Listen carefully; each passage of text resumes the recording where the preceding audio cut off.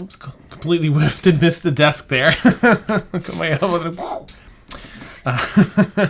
No one saw that. Yeah. Clip it. Nice. Yeah. Perfect. I love it. We find our heroes almost baking alive in the circular stone room where an intense and confusing battle just took place. Some struggle to catch their breath after the intense conflict. Others struggle to process their actions under the control of Misop. The sheer weight of the incredible, nearly unbearable heat and the ubiquitous pressure of evil drilling into the mind here were already taxing everyone's minds and spirits. With the battle now over under these conditions, many of our heroes felt as though they could simply collapse, dump a full water skin over their heads, and sleep for days. However, Doglamos swings around to the party, his face belaying his thoughts. He wants answers. Were any of you involved in Misop's attempts to kill me? So he kind of scans, in particular, at the three folks that were mind-controlled. Especially the one that stayed mind-controlled the entire fight. A little bit of a stony snarl in his throat. No. What do you mean by involved? If you mean willing participant, no. Kind of looks at you, Emil, and then over at Brixi. Blueberry would probably also say, no, I didn't. Speaking of collapsing, Erwin has the storm is gone, and she's collapsed to her knees in the center of where it was, and she's just holding her head like this. So she's not responding. Okay. She's not quite 100% functioning. Sorry, go ahead. You read the thing. Oh, yeah, thanks. So Brixi jumps in and says, "Oh, Father, no, that Misop was controlling my friends. This was not them. They are good people, and they would not attack you unprovoked. Please, Father, you must believe me." Sorry, stupid thing. OBS, rasa. So Dolgamos, I don't know, can I have Brixi roll persuasion check since he's sort of like just meeting Brixi again.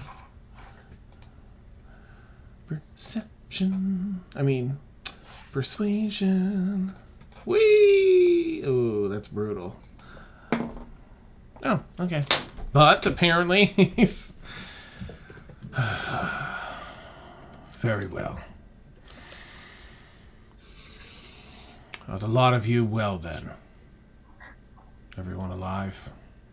Kind of looks over everyone, see if anyone's particularly maimed. Erwin does Remember, not. you Mort and Neil are, aren't they? Yeah, I'm about. Yeah.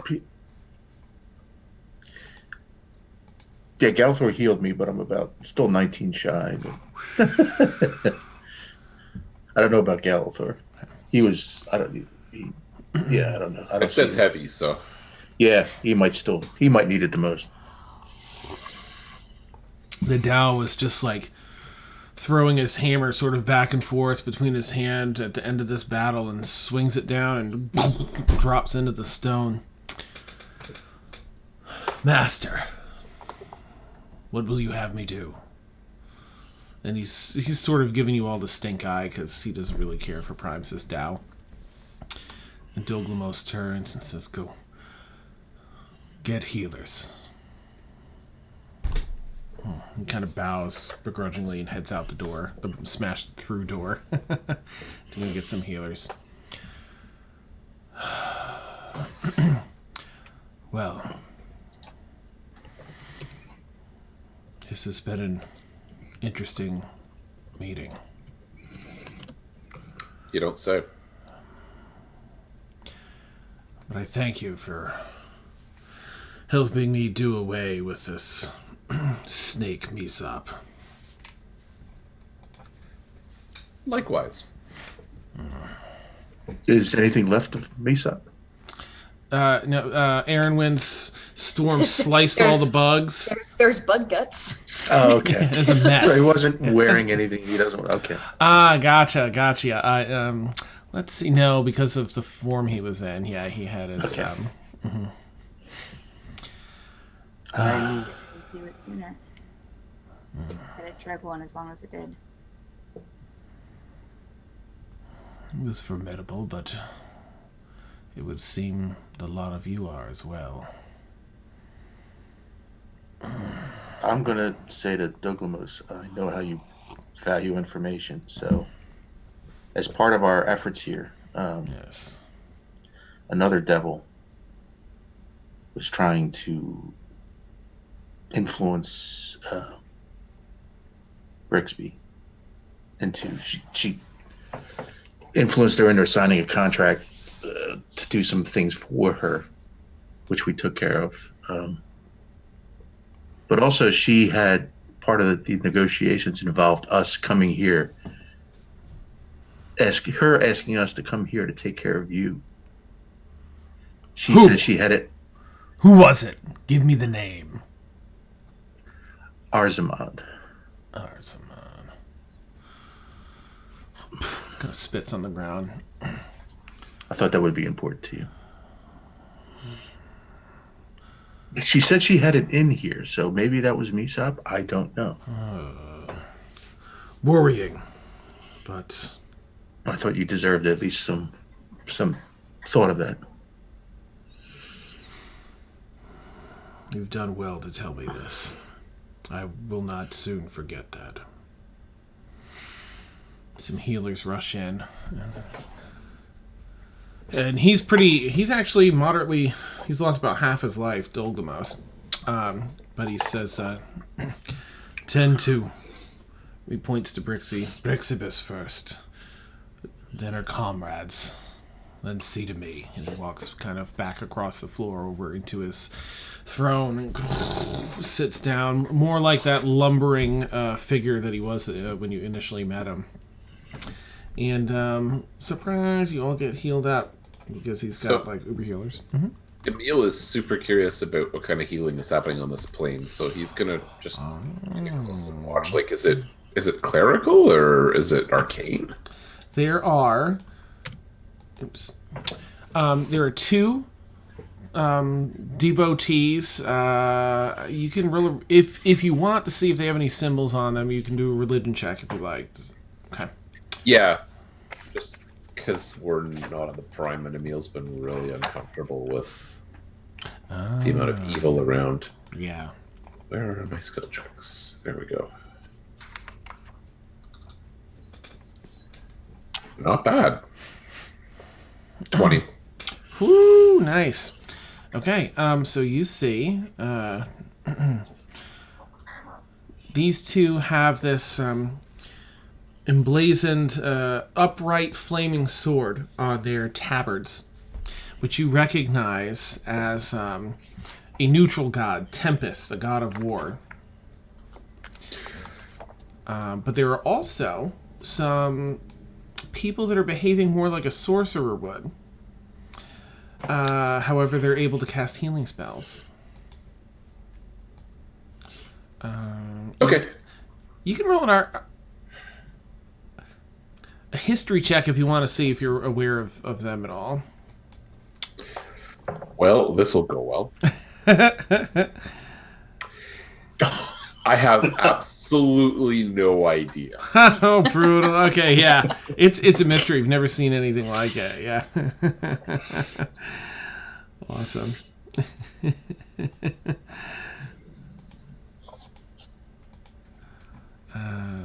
Oops, I can't do that yet. Got the wrong thing highlighted here. Just fixing some name tags. Yoink. Alright. I think I'm gonna sit near the feet of her father. Okay, so you come over and he watches you, Brixi, as you sit down on one of the very shallow steps up to this throne. You sit down, you just kind of looks back forward to the group and making sure that the healers are healing as they should. And let's see. Sorry. Aaron hasn't moved. Ah, okay. So one of these sorcerer-like healers comes over to you and leans down. Ma'am, do you require healing? He's sort of looking you over to see if you do. She is physically fine. All 10 of her runes are glowing. Okay. And she is holding her head like this, just going, no. And that's all she's saying. Okay. Oh, you know what? She physically looks fine. She is again glowing like a beacon. And she gained a new rune during the fight. That's extra cool. Yeah, and it's over her heart. But other than that, she's non-responsive. Beautiful. In those final moments, as you were like, not again, you break free and you start tearing up Mesop, that new rune sears out and forms on your above your heart. That's so cool. Do I notice this, Dan? Does Kayla notice this? I don't know. Would it be glow? Oh, right. It'd be glowing through the clothes, right? Because of yeah. Yeah. She's like what is it? It's like 5 feet and 5 feet of bright and then dim light. Yeah. So you would see that starting to light up and having a little like lens flare effect across her chest. Kaylin will go over to Aaron Wynn, and Kaylin will kneel down beside her and just kind of put a reassuring hand on her back. She's still just in her head right now. I'll just stay there with her. Oh, okay. This healer is going to, seeing this and where you're all at, they're moderately familiar with, symptoms like these. They're going to attempt to cast a spell, Calm Emotions. However, it requires a wisdom saving throw from you to see if they are able to do it. Wisdom? Charisma. I'm sorry, charisma. Oh, charisma now. That's a problem for them. Nice. Unless I roll a 1, which would be really funny. Oh no, I rolled a 16 plus 27. Nice. Okay. Yep. No effect. They're like, looks up at he looks up at Kaylin. Now I save. Jeez. Nice. Yeah, this one. And Brixi's healing spirit has been recast, by the way, as Brixi's trying to help. Okay. Okay, so Brixi, you come over. So it's Aaron went down, on her knees, holding her head like this.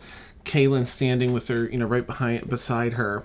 And then Brixi, you come over and just inform, so Kaylin, you'd hear this, inform the person, the healer, of the situation regarding, a little bit of trying to explain her reaction. Do you have the means to aid her, or should I get someone else to attempt to help me calm her emotions? I think that she just needs some time to herself right now. Very well.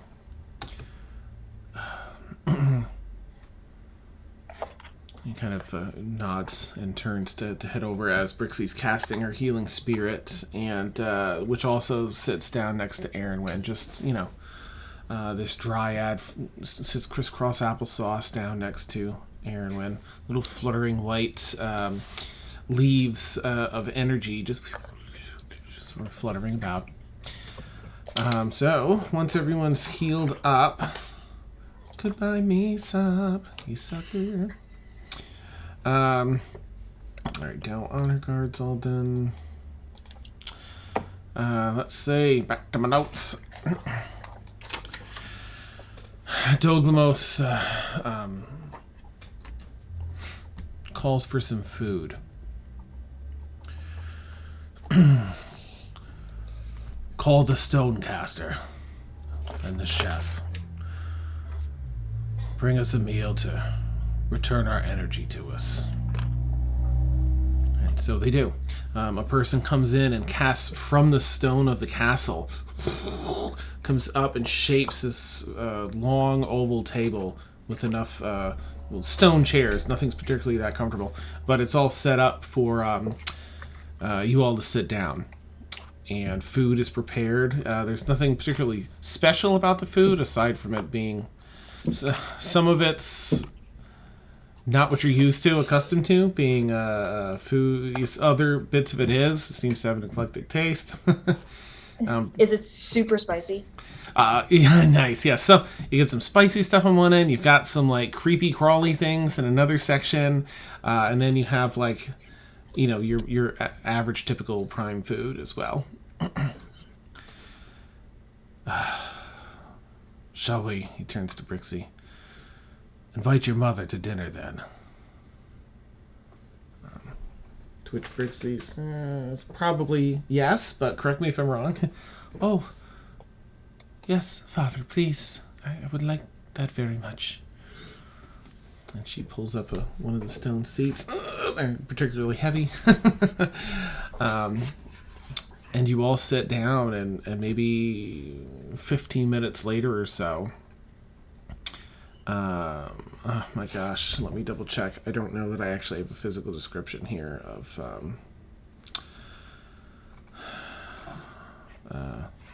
Karamari.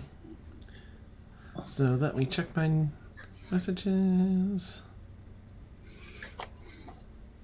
Because I think I'd asked...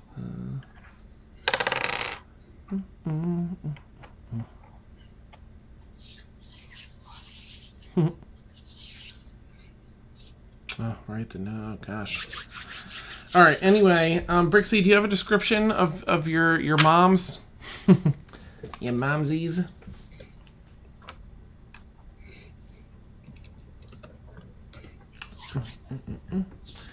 Let me fix it here. Nice, ready.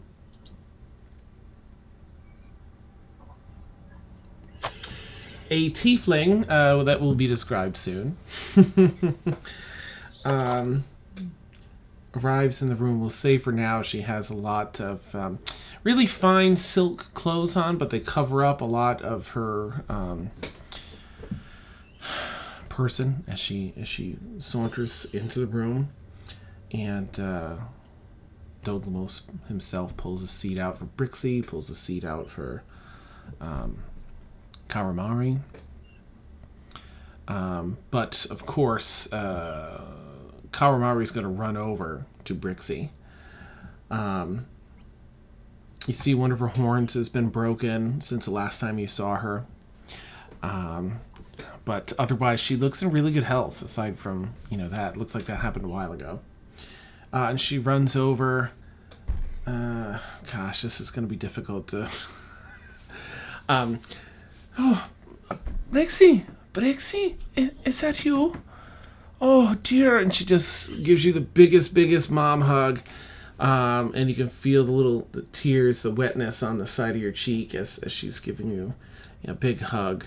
I picture Brixi being a little stunned, happy moment, but maybe being stunned, and not being sure what to say or do.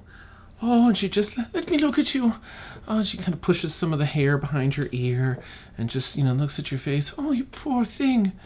I'm so glad that you're alive, that you are alive and that you've made it here. Please, sit, let's eat and you can catch me up on everything that has happened to you. Again, I picture, unless there's anything otherwise, Mariah, I imagine you sort of being in a bit of a state of shock, but she sits down in the seat next to you. Doglamos is down the end of the table, and the rest of you can sit, of course, wherever you like. I'm trying to think of how to keep this abbreviated, since it's just me. The mother recants the tale. I imagine Brixi at one point she'll ask, like, "Are you okay? Are you okay, mother? Have you been hurt?" And you kind of look over at Dolgamos and back at her, and she'll basically explain the same thing. Oh dear, I'm sorry for keeping your past from you. And she tells essentially the same story that Dolgamos did, where you're her, he's your dad. He, being a powerful devil, had a lot of enemies, and she often references you not being able to take care of yourself. That's her impression. Of course, last time she saw you were much younger, and especially when you were a kid, of course, you wouldn't be able to fight off these adults that wanted to seek out vengeance. She just shaded blue, but darker hair is silver. The clothes are great. Awesome. Thank you. So she kind of tucks back her silver hair, and she has a complexion very similar to Brixi's, only a little bit darker. Face a little more narrow. Almost has a bit of a regal look to it, and again, right horn is broken in half. But it was too dangerous, Brixibus, and I feared for your safety. As we fled, and you were growing up and asking questions, but still not strong enough to take care of yourself. And when you disappeared that day, I was so nervous, so scared for you. I looked as hard and far as I could for you in the Feywild, and I heard that your father had a bounty out for us, and I knew that was his way of looking for us and keeping us safe at the same time, so people would not know that we were related. So I returned to him and asked him for his help. But made it clear that he was not to know you. I did not want to put you back in that same situation where you could not defend yourself, and I'd lose you again. And so in my panic, I returned to him, but once he had me here, he did not want to let me go again, both for my safety and also because he wanted to know more about you. But I tried to protect you and also find you, and found myself in a very difficult situation.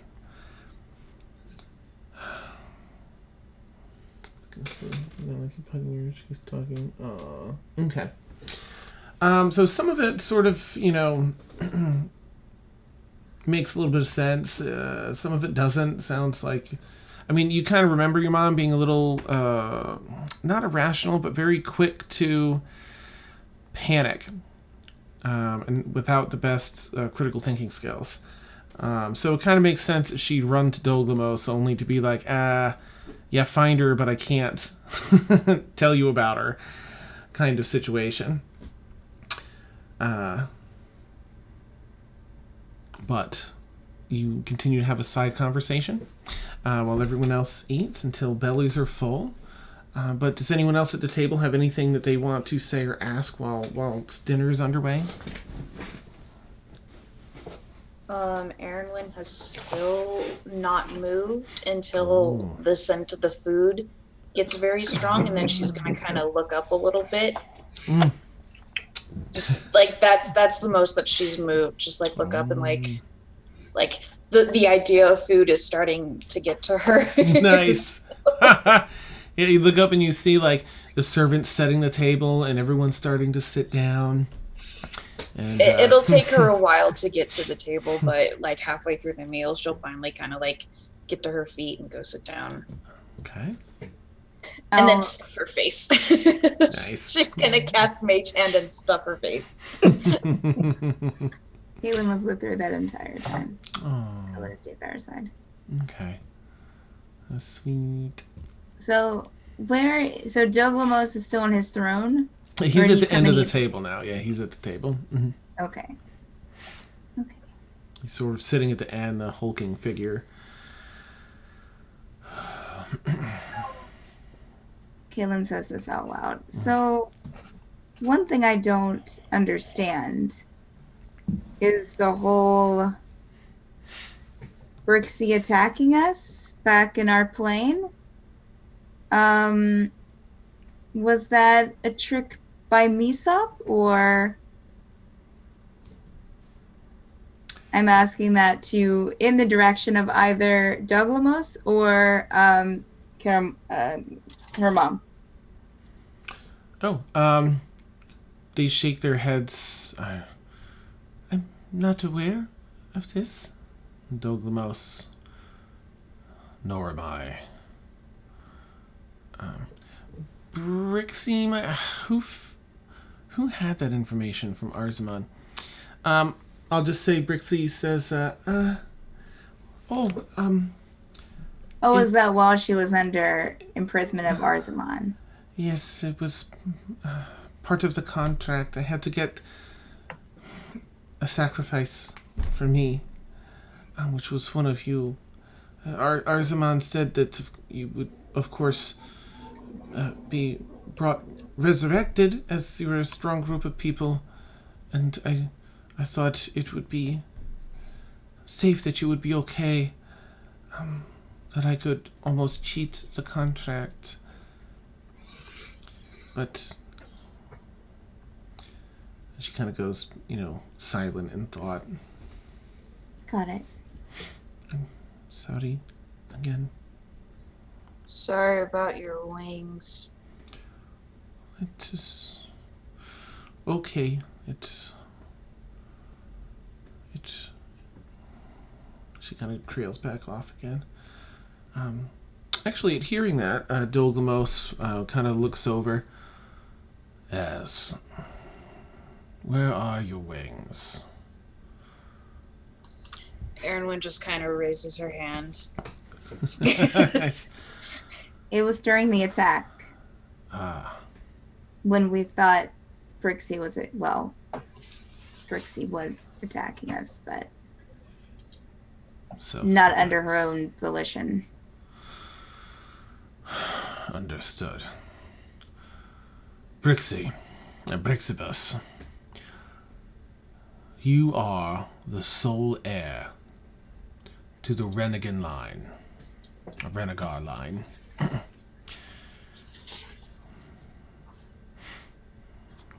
Having wings is part of your true ancestry.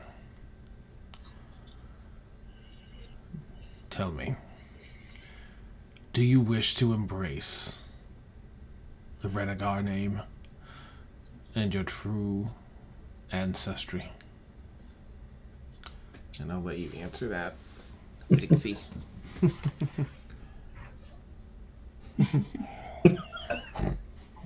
She's like, what? What? Erinwin's just watching carefully, and she gives a bunch more sausages to Blueberry. She just like takes like just like a pot, like in a Brave where they have the plate of like pastries. So she's got like a plate of sausages like that, and she just kind of sets it down for Blueberry. Nice. Yum, yum, yum, yum. Blueberry's schnobbing them up. Kaylin is not eating. What? Okay. She said yes. Question mark. Okay, well, I'll take that as a yes. Yes? And he kind of... Not the most confident answer I've heard, but... Very well. Over here for a moment, then, Brixi. And he beckons you off to...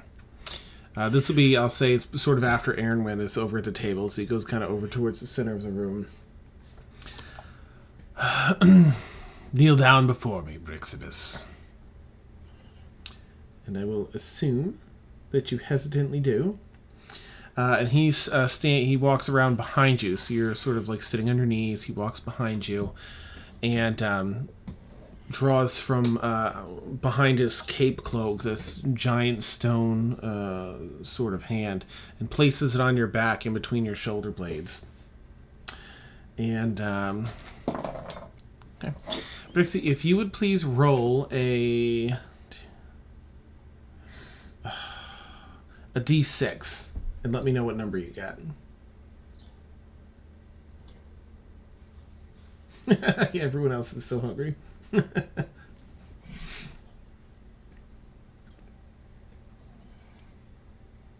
As he places his hand on that space between your shoulder blades, you feel like something coursing through your veins, well, your blood, but it feels almost as though it's boiling. It's hot, it's boiling, it's overflowing with some type of energy. Mariah, if you can roll a d6, if you would, and let me know what you get. Oh, thanks for the host, Jethro. And you feel this energy starting to fly out of your back where your wing stubs are.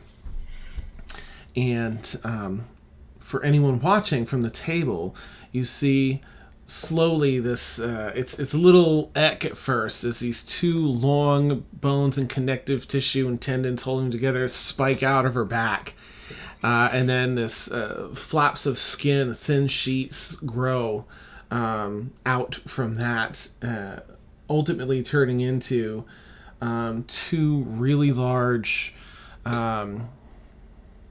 I'll find a picture for the wings, but they're not bat-like, but they're sort of, I mean, they're demon-type wings. You know, they have the long arm on them, and then the heavy canvas of the wings themselves.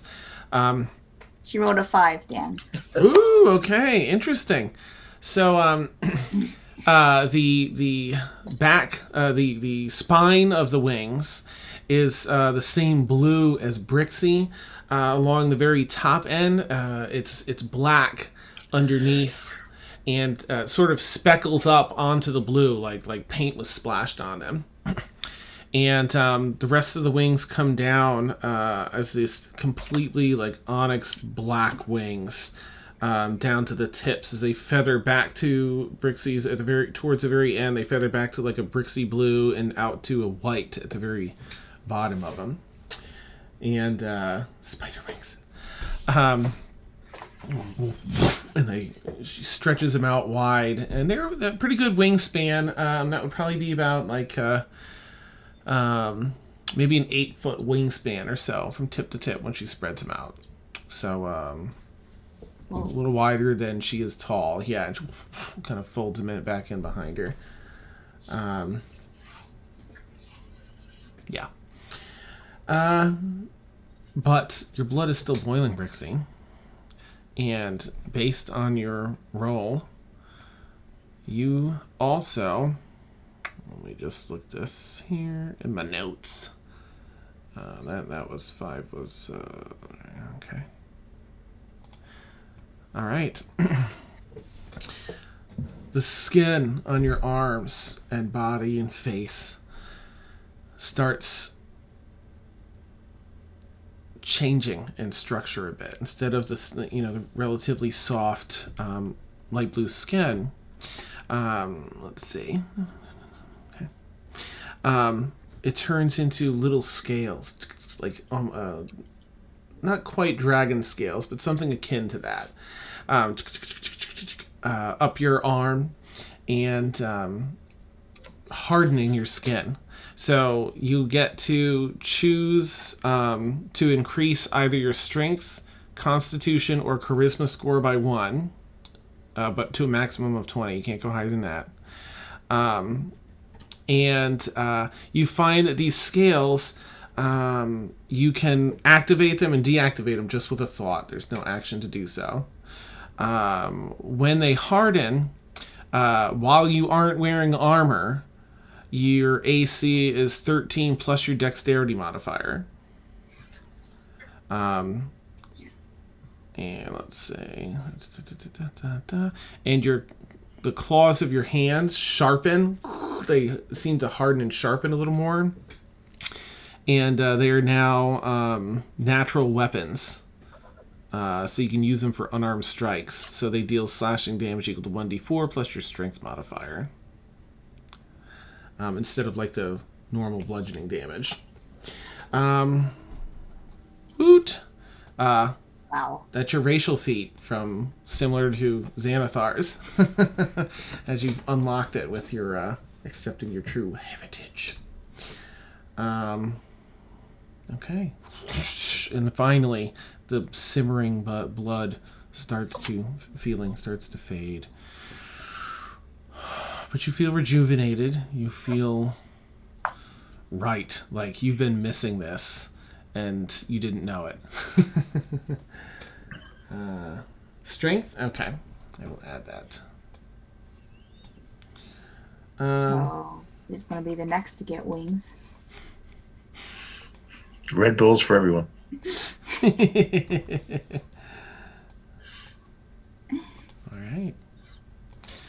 Oh, she. I imagine Brixi turns and would probably give her dad a hug, even though like she's just met him. I picture Brixi doing that after being healed and feeling the way she does.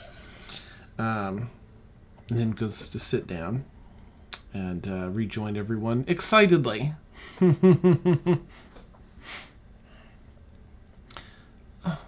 Wow. Did you see? She kind of shows off her wings to everyone. They're impressive. Oh, I don't remember having them, but now that I do, I feel like I should have always had them. She kind of flaps them out and hits a servant with one of them. Oh, I'm so sorry. Sorry, they're new. It takes a bit to get used to. I can reteach you how to fly if you want. Oh, I would like that. Yes, please. She's not looking at anybody, just looking down. Okay. Still glowing. Nice. It's been glowing like a martyred saint. Excellent. Kavamari just sort of, Oh, I wanted to ask you, Brixi, did you feel...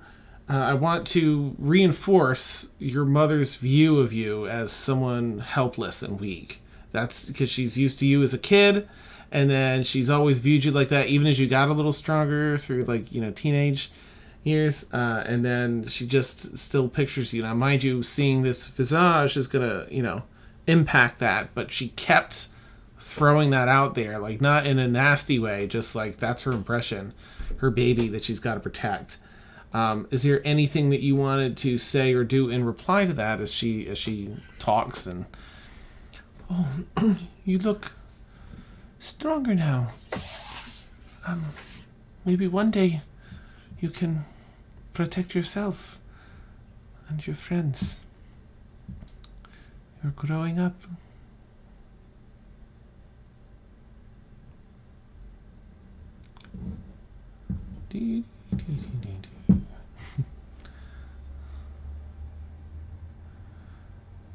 I'm just going to take a sip of my hot cocoa while I wait and see if she says anything.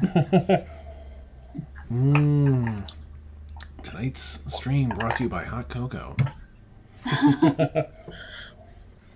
Disappointing lack of stickers on the bottom of your mug, though. Oh, you're right. You have an opportunity there. That's a very good point. All right, so if you do end up, I can try and backtrack it, but we'll get back to dinner continues, unless anyone has anything you want to say or do. Brixi tries to fly, and it's a moderately open room, so you have some success. Every so often you like cling into a wall with your sharp talon hands, scrape down until you kick off and try and fly again. Sort of getting the hang of it. I'll if seeing that she's starting to fly around, I'll pop out my own wings and get those going. Okay.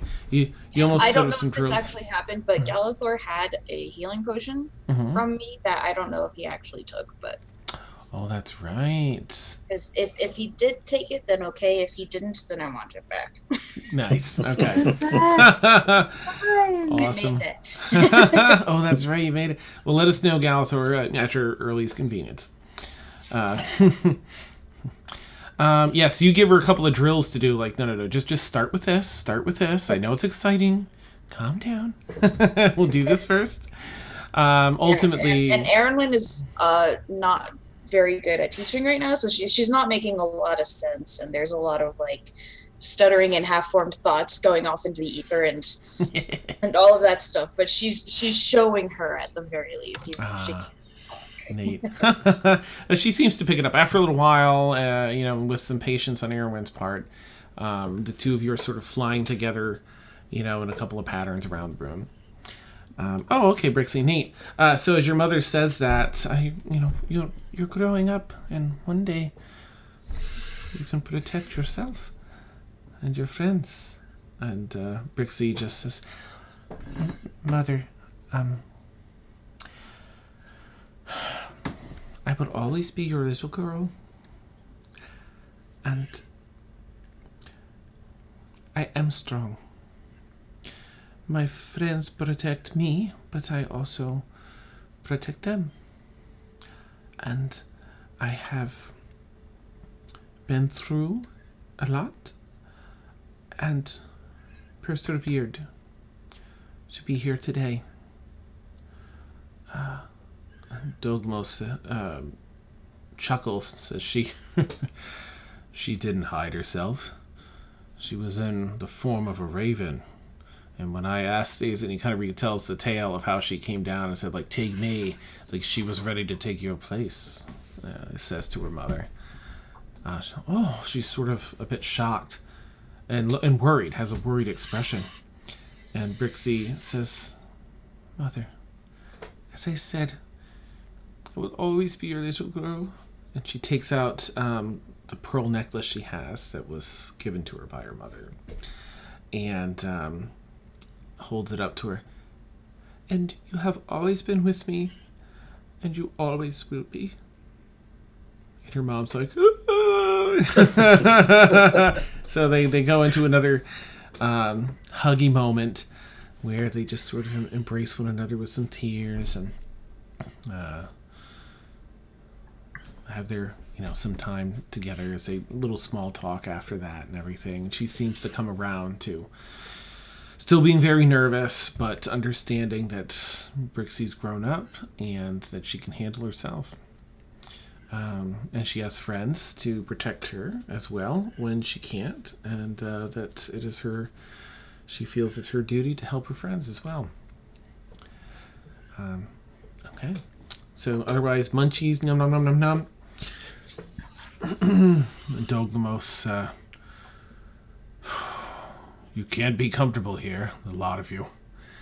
Do you have other business to manage while in the City of Brass? I want to go home. It's hot. This is pretty much why we came here. To help Brixi. You are good friends. Kind of calls a servant over and whispers something. Servant runs off. Do you have the means to return to your home then? The Prime, I assume? Yes. Before we wander down this path, Miranda is still with us, right? The disappeared. You know what? I completely forgot about her in battle. I was thinking about that when we started. Like, oh, Dan, I have her too as a thing. Yeah, playable thing. Yeah. She's in a waiting room somewhere. Yeah. Miranda is like the most Yes. powerful person in this campaign. She just appears, she's gone, she's back. For real. All the things she knows one spell and it's invisibility. Nice. She was in a corner the entire time. Awesome. Oh, sorry, I had to use the bathroom. That was a whopper. Oh, did I miss anything? Oh. Nope, I'm done with the internet today. Nope. Awesome. So, yeah, she's at the table. We'll pretend that she participated in the fight and no one caught it.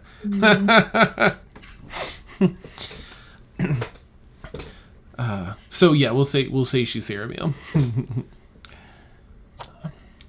Hey, we have a route back, but did you have something a bit more direct, perhaps? All I need is 10 feet of space, and I can take us home. Oh, okay. Hey, Miranda, if you want to come along with us, I mean, you're more than welcome. You can use we have a method of getting you back to the sigil rather easily if you don't want to backtrack your way through brass, which I could probably means wouldn't be enjoyable for you. I don't know. That's up to you. We've certainly been here a little longer than I usually stay. I wouldn't mind a bit of a cool, fresh air from the Prime. Now, do you have like planar travel, or do you have teleportation? Teleportation circle. And does that? Yeah, I guess because you have the sigil For the keep, yes. keep. Does it say anything in the spell about between planes success or Hold anything on. like that? I don't recall, but I shall look. Okay. I don't think so. I think if you have that sequence, you're good. But let me just take a peek. Oh, okay. Ooh, interesting. Good you mentioned that. Circle on the ground source that link your location to a permanent teleportation circle of your choice, whose sigil sequence you know, and that is on the same plane of existence as you. Okay. So yeah, we're gonna have to get back to. Backtrack, I guess. Is the sigil on our plane? Yes. Yep. It's attuned to your keep. Okay, so we have to get back to sigil. So we're going to need Miranda for another walkabout. Unless he has a way to send us directly back to the Prime. Yes, unless Dogomos can achieve that. Anywhere when the Prime would be nice. Accompany me. Don't say anywhere. Yeah. Oh, that's true. I'm sorry. Don't say anywhere. Awesome. And Good point. I can get you back to the Prime. And Brixi kind of, looks over at him and her mama. Oh, but I just met you and got back to see you again, Mother. Do you have to go so soon? Father, I know that you are very important here, but Mother, you could travel with me perhaps back to our keep? And your mother looks down. Brixi, my dear, much of my life has been protecting you, searching for you, at the expense of others. She looks over at Dobe the mouse, and I do very much wish to see your keep at some point, but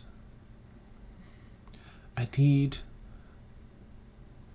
some time just to get my head straight.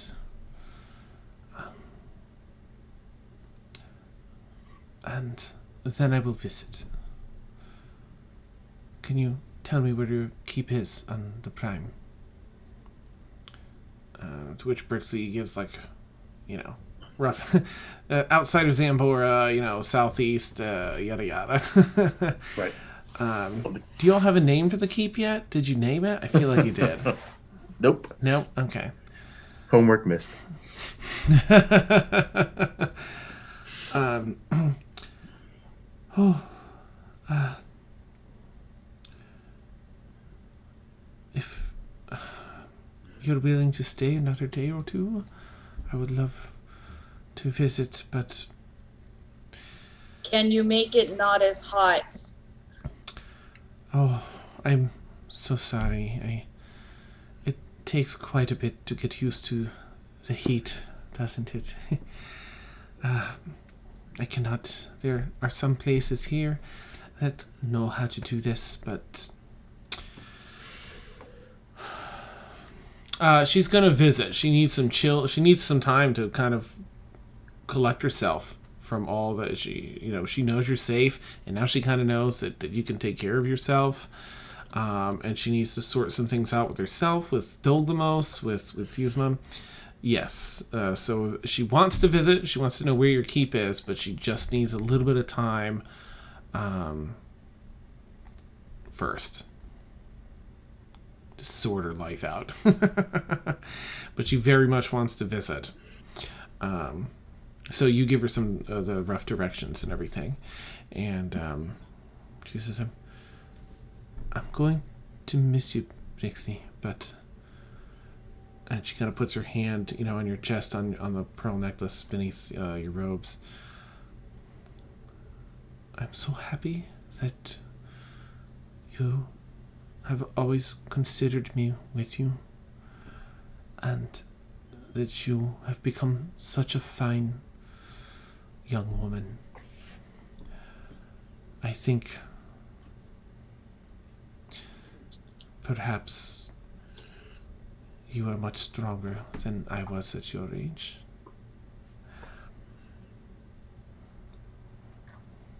To which Brixi says, Mother, I wish to stay with you for at least one day and then catch up with my friends. A day or two at most. And her mom goes from the sort of intense look to a big smile. Oh, thank you, Brixi. Let us tell each other our tales from the years we missed. And perhaps your father has some tales to share with you as well. She kind of looks over and he kind of nods. Tales, I have many. Let us see your friends to the prime then. And so with dinner done, he is ready to escort you all to somewhere else in his keep. That if you're all up for it, unless you want to engage with Brixi at all, who's asked to stay behind a day or two. I want to leave. Okay. Aaronwyn is still grumpy, still not entirely herself, and she wants to get back to the prime because she wants to have a conversation with someone. But she wants to not be messed up. Okay. Yeah. He starts leading the way then. Brings you down a few floors. Back to that main entrance, the grand entrance there. The number of Dow guards around.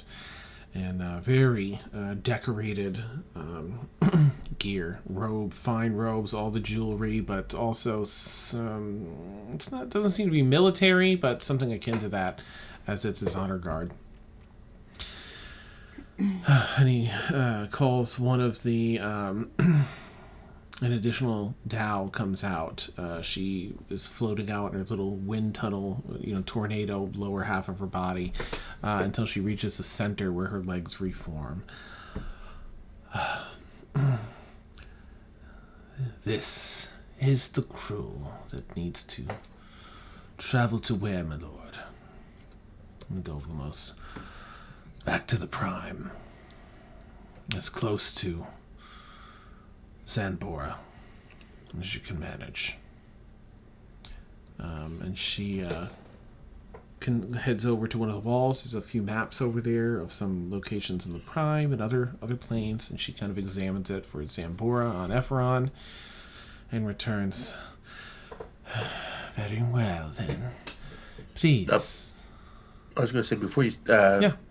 Brixi was asking. She wants to talk to us and not the party. She wants us to stay with her while she stays here. Oh, okay. I'm sorry. So, at this point, Brixi's like, yeah. I wish to stay for a day or two. I would like it if you all would like to stay too. What are your thoughts? We can stay. I'm not as wonderful as this place is. I think one day more. I need to get back to the Prime. Please. I can't heal here.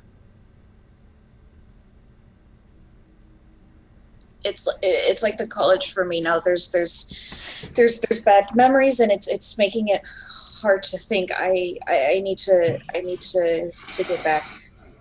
I can't. I need to. I'm sorry. Erinwin's been through a lot. We shouldn't ask her to stay here any more than we should ask Brixi to leave here. Blueberry snaps. I'm a good follower. I'll go with you. I'll follow. To Erinwin. Yeah, I'm sure it's really hot for you here too, huh? She's like panting like crazy, trying to cool off. Yeah.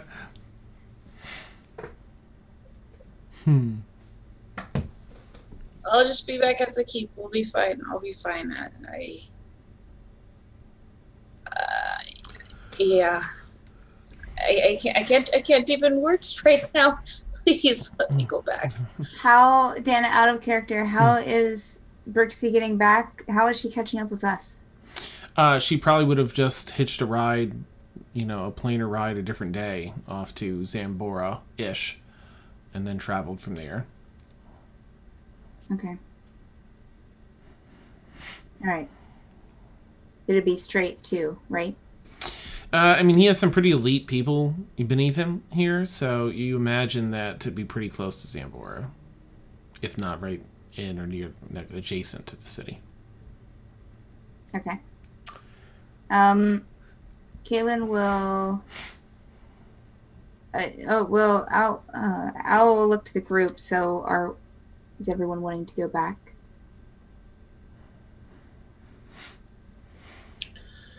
I'd like to make sure everyone is safe, just as you would, Kaylin, but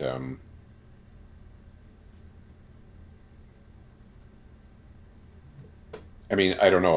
I guess, between Galithor and you and I, we should probably make sure that, somebody stays with Brixi because she wants people with her, but at the same time, I'm not sure Erinwin is going to be able to defend herself until she's had some rest and some time to recover. So not to doubt Blueberry's combat prowess, but I don't think Blueberry should be the only one to accompany Erinwin. No, I agree. I'll go with Erinwin to lend a protecting hand. I guess I'll stay here with the daughter reuniting with her parents then. Sounds good. I'll go over and stand by. I guess we'll catch up with you guys later. Miranda sort of asks, and where would you like me to go? What, Dan? I'm sorry, I didn't catch that. Miranda's just asking where you all want her to go. Which one? Because she still wants to see you back too. Yeah. To finish the job. Depends on you. Yeah, you could come with us to the keep for a day or two, and we have a way of getting you to Sigil from the keep. Frankly, I think I'd like to stay here until the job is done. Okay. Make sure everyone gets back first, and then and go from there if you're all right with that. But then I certainly would appreciate a a free ride back to Sigil, if he'd be so kind. Aw, Brixi goes over and gives Aaron a hug and just says, I understand, Aaron. Please take care of yourself and heal. Aaron is like drenched with sweat. Nice. She's like, oh, little damp patches. Yeah. Thanks. Ooh, and then Okay, Brixi, take care of yourself. So Brixi comes over and gives Emil a kiss on the cheek, and Emil gives her a hug and says, "Take care of yourself, and please look out for Kaylin, and we'll see you back at the keep." And Emil will go with Aaron. Okay. All right. So the Tao says, all right then. Those that are traveling, hold my robes. And she holds her arms up, and big robes hang down. The sleeves around the wrist are just, another 1.5 feet down, which would be, I think, who's it? Aaron and Mort and Blueberry. Mm-hmm. I'll hold Blueberry. And Nice. the robes. Guys, be careful. Oh, and Emil. Yeah, okay. So you all sort of grab onto that, like the ghost of Christmas, present. And, and we just slowly watch as, like, the walls and doorways sort of bend in on one another, snap back into place, and it's an entirely different scene suddenly. As you see, like, trees in this bent position snap up into place, and you're in the woods. You can see the huge wall around Zambora, maybe half a mile away. It's really, really close. Is this your destination? She asks. Yeah. Yeah, close enough. Very Thanks. well. Yes, she folds her arms, kind of like a genie. Does the genie blink? Warps back out. So whoo! And now, even though it's summer here, it's early summer now, and it's hot here. It's nothing, of course, compared to the city brass, and it feels like a cool fall evening compared to that. There's a beautiful breeze flowing through that's cool. The air is fresh. It doesn't superheat your lungs when you breathe it in.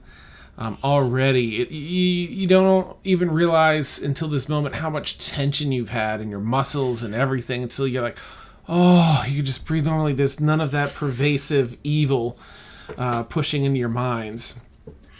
So, Aaron, when that feeling that you had with the failed wisdom save abates, and that part is released. Anyone that had that, in fact, I can't recall if anyone else did. Yeah.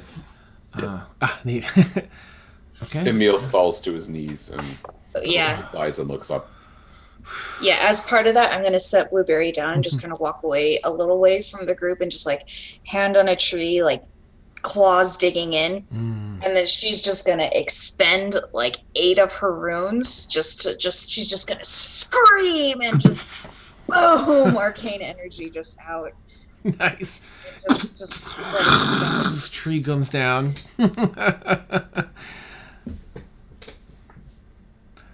Neat. So she's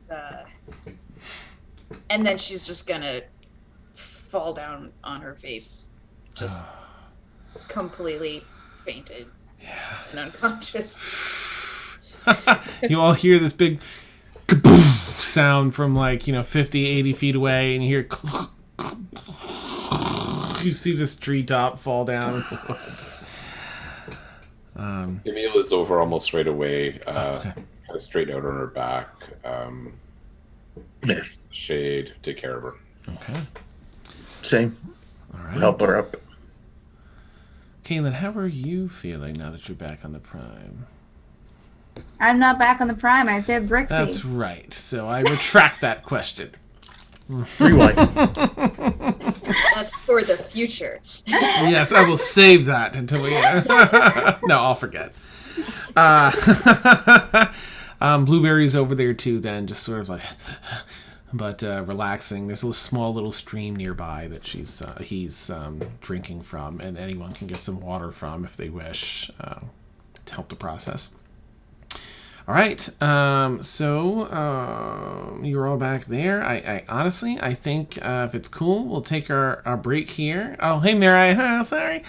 I figure if we take it here, since we just cracked back and we've got like the two groups doing things, when we come back, we can sort of, it gives everyone a little time to consider like if they have anything they want to do. And we'll pick it back up probably in the City Brass when we get back. Yay. All right, so we'll catch you all in like 8-10 minutes. We'll keep streaming and some of us will be here, some of us won't, but bio time. See you real soon. Time. For 1 second, he blinked in and blinked out. Is the audio working, by the way? Yes. Nope. Yes. Nope. I heard heard him. you. I didn't hear him. Really quick, Ed, are you on the Prime or are you back in the City of Brass? I have no idea. I haven't been following along. We split the party. You can stay with Brixi for one more day with her family, or you can come back to the Prime with us. Yeah, Erinwin begged to return because she was having a very big breakdown. Needed to get back. Yeah, I think I'll join you guys. Okay, cool. Okay, that'll be a good starting spot then. Okay.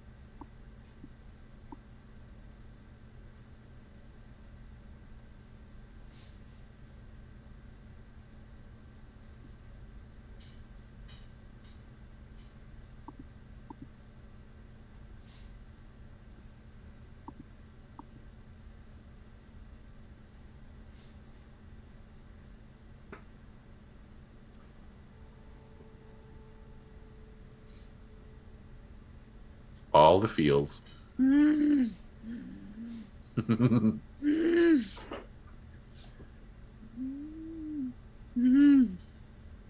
wish I was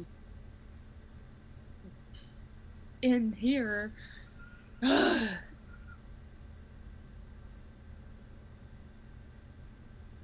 Can't get my Dr. Pepper to open. I'm sad. I think it's a sign saying quit drinking Dr. Pop, drink water. Water's good.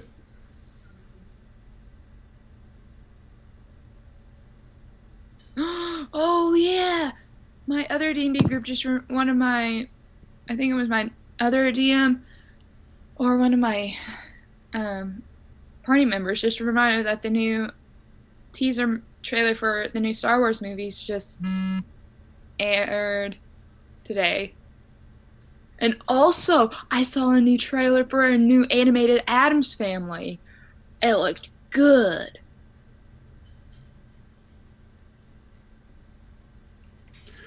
Don't forget to watch the honest trailer of Spider-Verse. It's got Matt Mercer in it. I think Felicia too.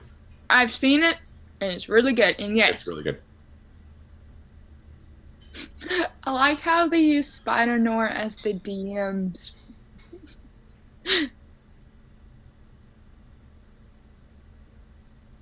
It was funny. Speaking of Spider-Verse, Spider-Verse was such a good movie. Nice. Spider-Gwen, yeah. Which I'm kind of upset because me is still trying to navigate in and out, and I have a rip in the hood right there. I'm sad. I'm gonna resew it. I'm gonna have my mom resew it. I'm so excited because I have a friend who's an amazing photographer, and he wants to do something new with his photography, with his photos. And I told him that I ordered this, and he's like, when you get it in, let me know. I was like, guess what I got in today? He's like, yes.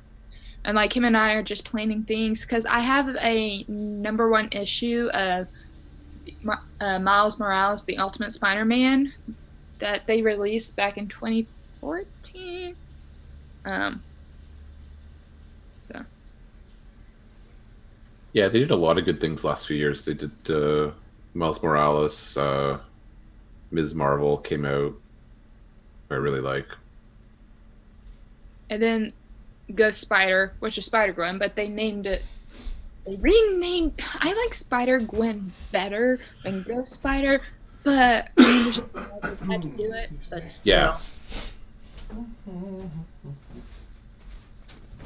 Oh, Randy, don't worry. I am going to be doing Spider-Gwen cosplay. So then I was showing Warren this because I'm going to start cosplaying as the Spider-Verse Gwen Stacy as Spider-Gwen. So Nice. got the suit and everything. Ugh. But it has a hole in it. First day I got this, ripped a hole. I think I got too broad of shoulders. But the thing is, okay, so I realized you have to zip the mask, and then when you zip, yeah, you gotta zip the back first. Okay, see what's going on? Oh, wait. Okay, there we go. Because you gotta zip the back, so the back zipper doesn't show, and then you gotta zip the hood. So you gotta zip the mask first, zip the back, and then so the back of it doesn't show, but oh wait, not zipped all the way. So the back zipper doesn't show. Huh. Okay. Ooh. Fine. Yeah, and then I got too broad of shoulders, and the hood part, it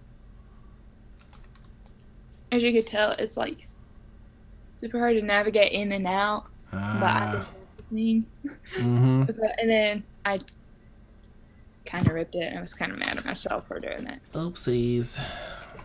Steph, did you see Spider-Verse yet?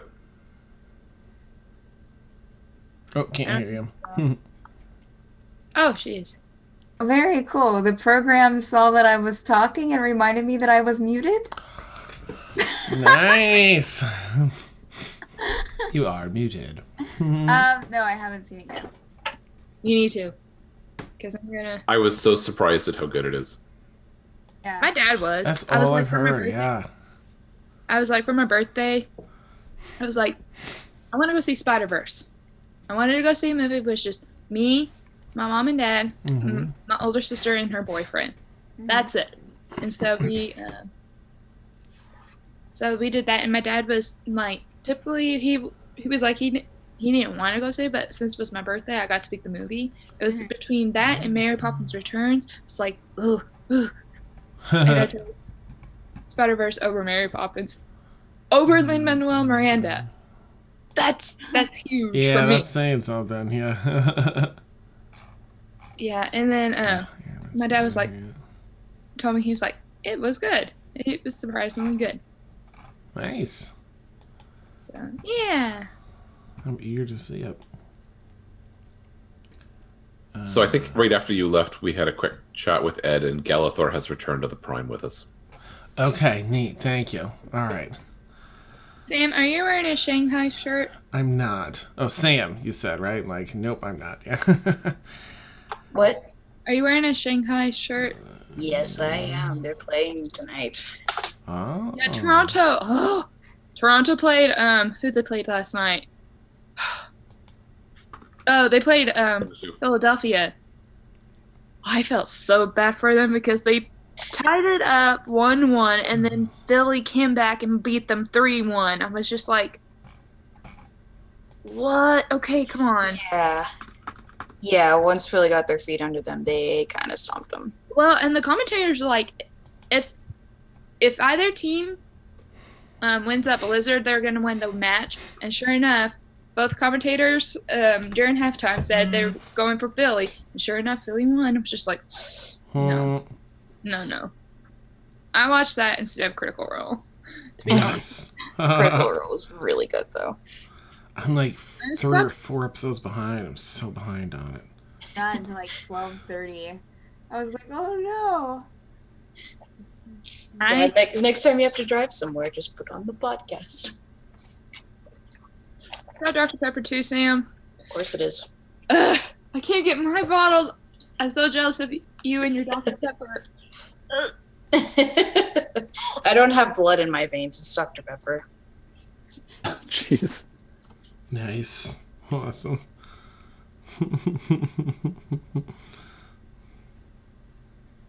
Ha-ha! Ha-ha! Ha-ha! Ha-ha! Got it! Probably You fix the see names what- while you're at it, Dan. Don't blanket. Who's? Oh yeah. Oh wait. Oh, okay. It changes the names when the cameras turn off and come back on, so I just keep missing it. All right. Let's see. Sorry. No, you're fine. It's a quick change for me. I So. was just like, what to do? By the way, Dan, the spells that I'm taking, Yes. because I get another cantrip and another spell. Okay. So my cantrip is Shocking Grasp, and the other spell is Greater Invisibility. Ooh, juicy. Hang on, Dan. I want to see if I'm meant to ask you this. I think I get another. What level are we at? 10. 10 now. How many cantrips do I have right now? I've got that pulled up, or the player's handbook anyway. Let's see, Druid at level 10. I get to know another one. I have 4 now. and I Yes, want you'll have Druidcraft, 4. please. Mm-hmm. Druidcraft. And don't forget your Druid Circle feature at level 10 as well. We added that last week. Oh, we did. Okay, good. Aaron, I'm sorry, what was your cantrip again? Shocking Grasp. Ooh, nice. Doink. Lightning. All right, and great visibility. So, Dan, I have a question. Yes. Shoot. With my wings, how Oh, I was going to add that. Thank you, Dan. No problem. I dropped how that far do I into. get to fly? Oh, like what's your Flight speed? Yeah, hang on a sec. Let me pull that up. That's in the. I'm so excited. Oh, Let's see. Yeah, so being here. My flight speed is 60, if that helps. Ooh, nice. This is going to be. All right. Your fly speed is equal to your current speed, Brixi. So 30? 30, Yes. 30? Mm-hmm. Yeah. Cool. I'm so excited for my new feet. Ah! Woot woot.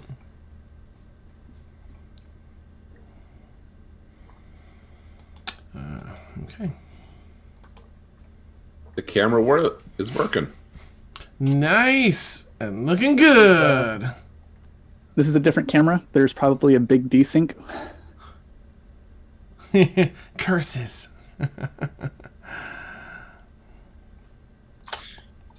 Also, Ed, I don't know if you remember at the end of last session, or in the middle of the combat, Aaronwyn gave Galathor a potion of healing and told him to take it. So if he didn't take it, I want it back. You got it. Nice. I'm pretty okay. So I'll give it back to you. All right, well, Aaronwyn's unconscious right now, so... Well, that's right. Galathor went with them back to the Prime. Okay, so you're there too, Galathor. You'd see her sort of spend all her runes and magically knock a tree down, and then I saw Meal shoot over and all that. So she's okay. She's just resting up. Yeah.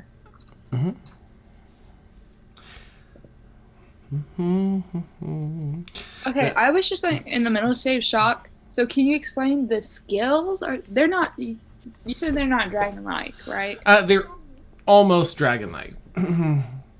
They're based in your bloodline, whatever demon type thing he is in your line. The line of Renegar. I mean, it has almost like dragon scales, and you basically turn them on and off. You can have soft skin, and then it hardens up into these scales, like when you if you want anyway. When you enter battle. So do I get to add to my DC when I have the scales on, or As long as you, I mean, it's sort of like that part's for flavor, so it's always on whenever you're in battle. We'll say it just automatically kicks in as a reflex. So as long as you're not wearing any armor. which I'm not. So do I add it to my current AC? Let me pull open your sheet here. Because my current AC is 11. Okay, yeah, definitely gonna boost that up. All right, where is it? Here. Then we did the rolls, and then we had that. Okay, and then where's your AC over here? All right, it's going to be AC 13 plus your Dex. So the base is going to. It's be 13 because my Dex is plus 0. Oh, okay. Still, that's up to 13. So it'll always be 13 now because it just reflexively happens whenever you're attacked kind of thing. Okay. And I went ahead and bumped your strength up from 9 to 10. I saw that. Thank you. No more negative ones. Nice. Yes. All right. So I'll say we'll flip over to the City of Brass side as the Tao reappears. She just lets Dole the Most know they arrived safely. And is excused and heads out. So who's here? So we've got Kaylin and Brixi. And that's it. Everybody else. Okay. What do you want to do, Brixi? And Kaylin? I'm just kind of staring into the space where the party was before. Nice. Okay. Well then.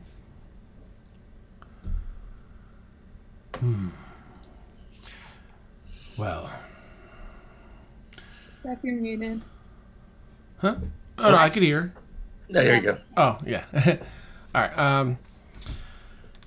Well, he kind of Dolgamos awkwardly kind of looks, at the two of you and Karamari, and it's like, we've dined. Perhaps a drink, or Where are the drinks? in the library. Follow me. Oh my god.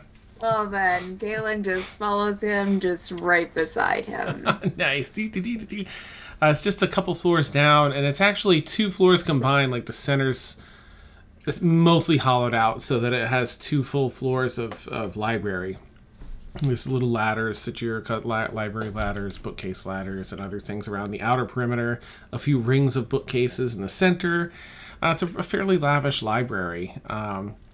Drink carts here and there throughout. There are a couple of chairs that are clearly his reading chairs, as they're like 80 times the size of the other ones. Sure. And he sits down, and he's got a stack of books already on the table next to him, and please sit.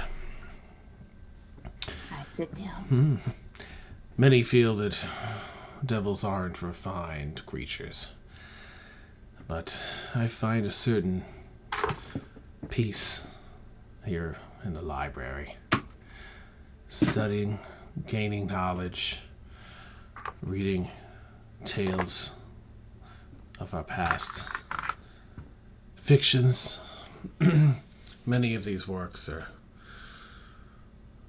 invigorating or educational. Tell me, Brixi, Brixibus, do you enjoy reading as well? Oh, you're muted this time. Waka waka. Huh? There we go, Okay. now I can hear you. Mm-hmm. I guess I'm quiet. I don't have any headphones because I don't know where they are. Okay. She's just gonna look up and say yes. Okay. And you, Kaylin? Absolutely. Please. Make your way through the library. Find any selection you wish. I'll pour some drinks. All right. Is there And any... we'll go perusing the library. Okay. How do we want to do this? I guess since you're not, it would be perception. So, Kaylin, make a perception check if you would. Sure. And Brixi, is there anything that you, in particular you want to look for, or do you even want to bother getting up, or what would you like to do?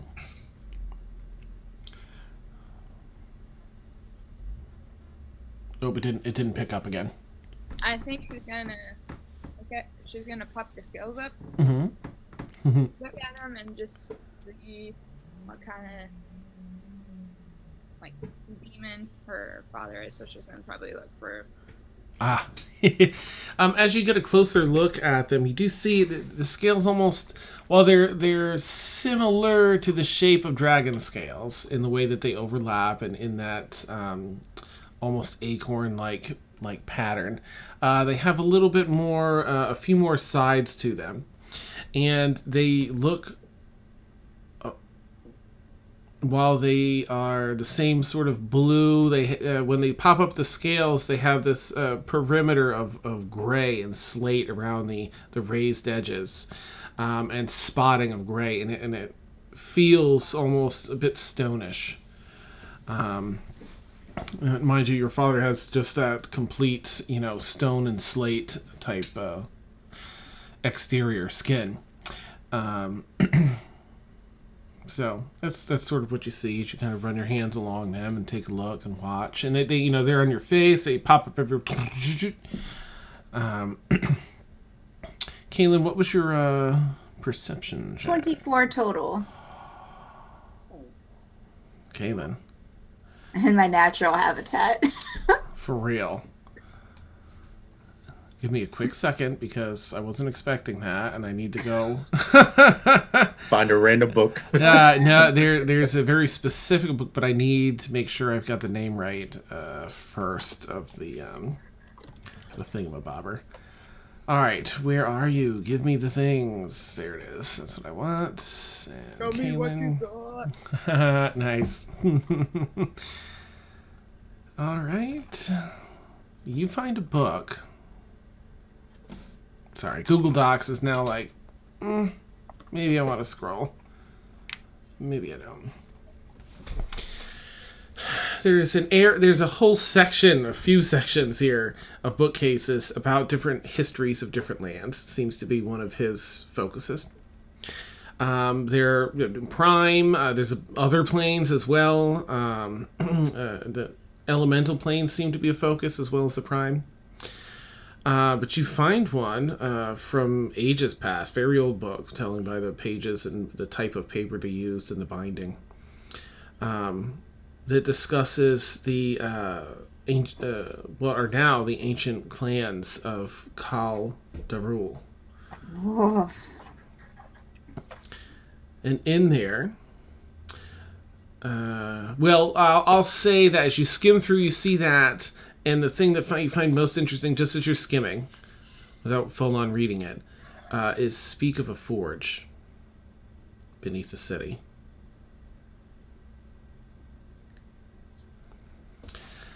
Yeah. Okay. So that's what you got so far. Right. Neat.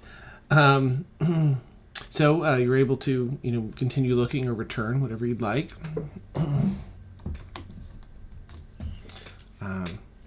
Otherwise, it's sort of drinks, unless you all have any conversation or role play you'd like to do. It's just sort of like a relaxing evening, and Brixi, your mom, is chatting it up. And it's a lot of tales of. You also, aside from some of the tales from your mom, and she's not talking too much about like how she, was looking, trying to find you or anything like that so much. She's more talking about little funny tales about you when you were a kid, some of the things you did. And you also get to see a little bit of the dynamic between her and Dolglamos, and see that there is some sort of a connection there between the two of them. Of course, he had already explained, obviously it was a romantic one. Well, I guess that's not obvious, but he had explained it as such. So, so you do get to see a little bit of your parents connecting, as well as you connecting with each of them, and the two of them as your parents.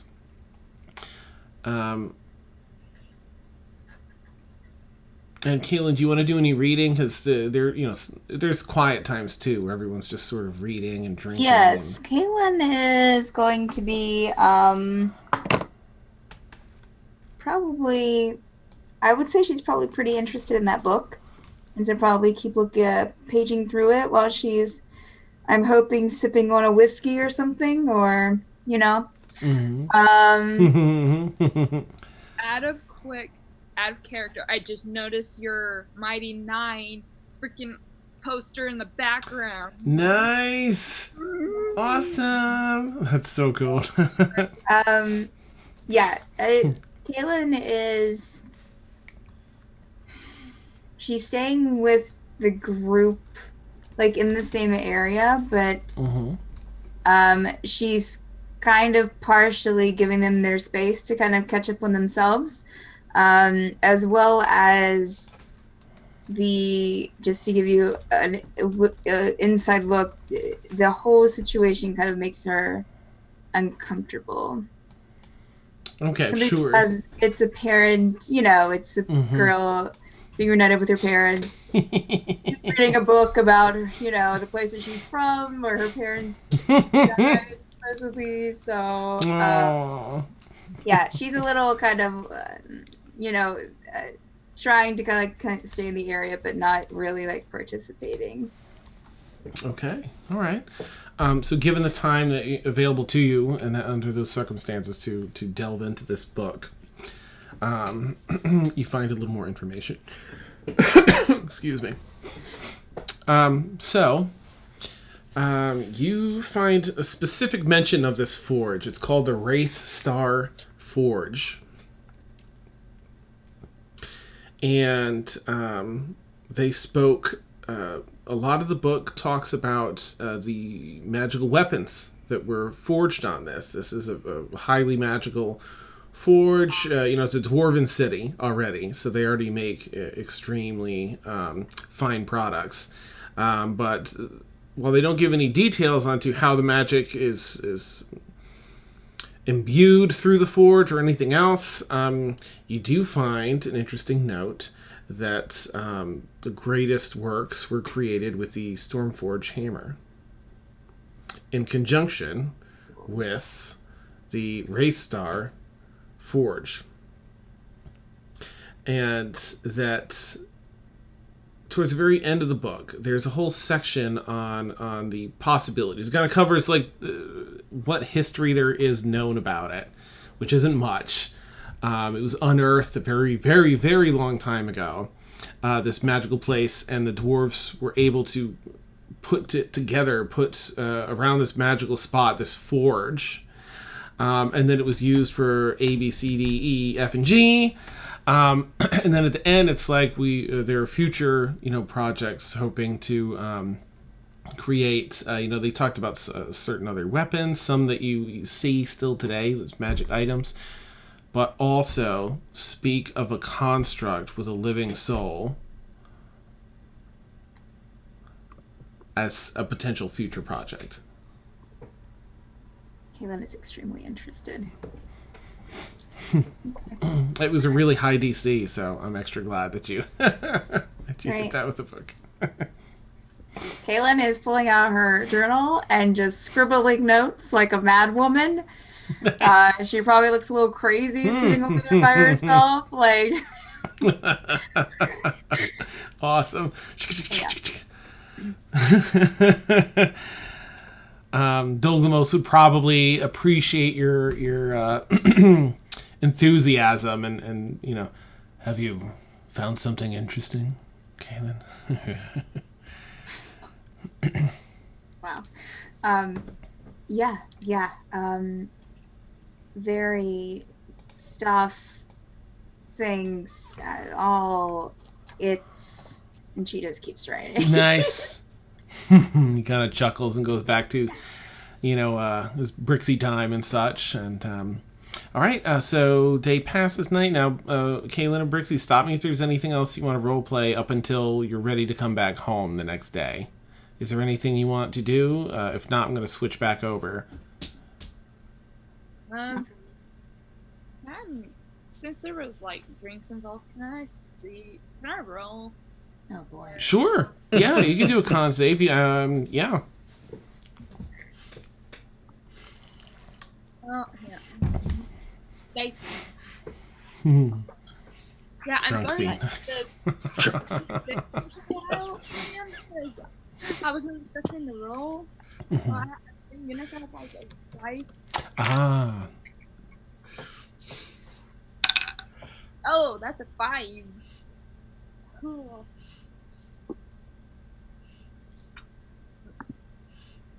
Dan, that's a 5 for my con save. Okay, yeah. This the first drink is sort of a light, airy, refreshing drink. The next one that gets poured and your dad doesn't say a single thing about it.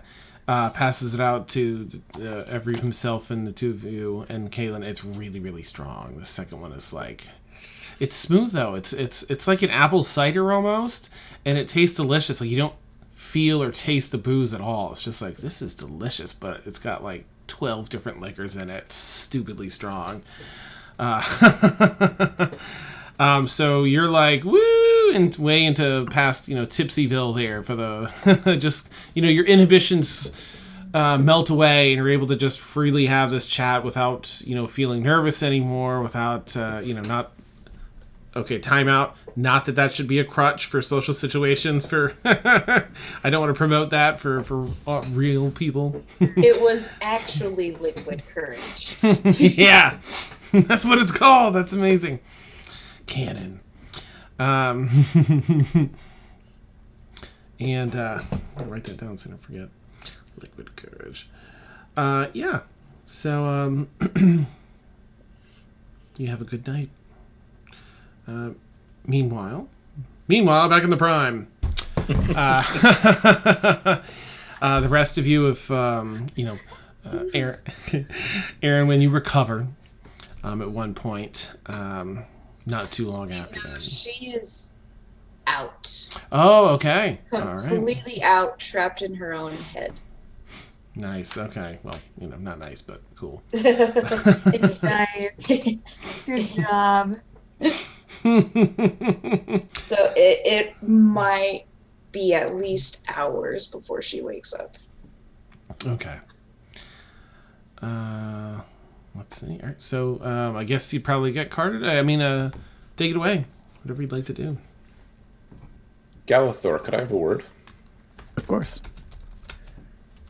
Oh yeah, that there is some camera lag there. I just noticed it. Sorry. Yeah, it's pretty bad. Oh well. So obviously I'm fairly concerned about Erwin, but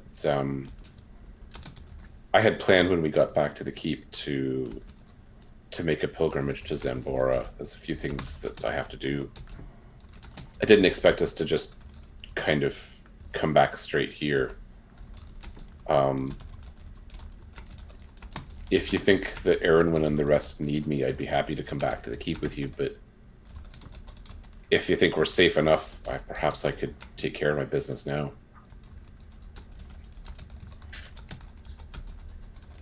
I You up to keeping them safe? think we can manage our own, yes. We will miss you, though. Oh, I appreciate that, and I guess when I get back to the keep, I'll probably have some questions for you. Traveling to other planes, we've done it twice now, and it's unsettled me both times. And please, when you see Brixi and Kaylin, if they get back before me, let them know that I'll be back at the keep tomorrow at the latest. Of course. Okay, and with that, Emil is going to head into Zambora. Okay. Very neat. Does anyone else have anything they want to do before splitting up and doing their things on the prime? Which is what everyone's passed out. So Mort, anything for you? Blueberry's just going to follow Galathor. Blueberry probably wants to go to the keep, but if asked to go elsewhere, he'll go elsewhere. Once we get to the keep, I have one thing I want to do, but Okay. I was just going to say to Galathor, was it? Oh no, it was Erwin that can summon a horse. Could you summon a horse too? I forget. Summon a horse, and I can summon a mastiff. Nice. Well, you can summon a mastiff, but if Blueberry's around, that's dangerous. Yeah, that's not it. But I was thinking a horse for Erwin. We could just prop her up on the. Or the carpet. Kalen's got the carpet. No, what? I thought you wanted the carpet. It's in the bag. It's in the bag. I thought of that the second after I touched the drow. Nice. Boof. Oof. Oh well. All right. So Emil heads into Zambora whilst everyone else heads down to the keep. Let's see. What do we want to do first? I do have a thing I want to do when I wake up, but it will be some time before that. So if anybody has anything else they want to do, Okay. do that first. I guess we'll hit more to be after the keep. Zambora is the closest, so we'll do Emil if you have anything you want to roleplay in there, Emil. I don't know that we have to. I sent you the message at the start That's of the the thing. weekend. Okay. All right. We'll pick that up. What I want to do, and I can clarify, but it doesn't have to happen.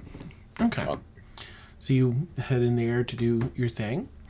Mort, well, it's like a 3.5, 4 hour walk, Aaron, from here to the keep. Do you want to wait until after you're at the keep to wake up?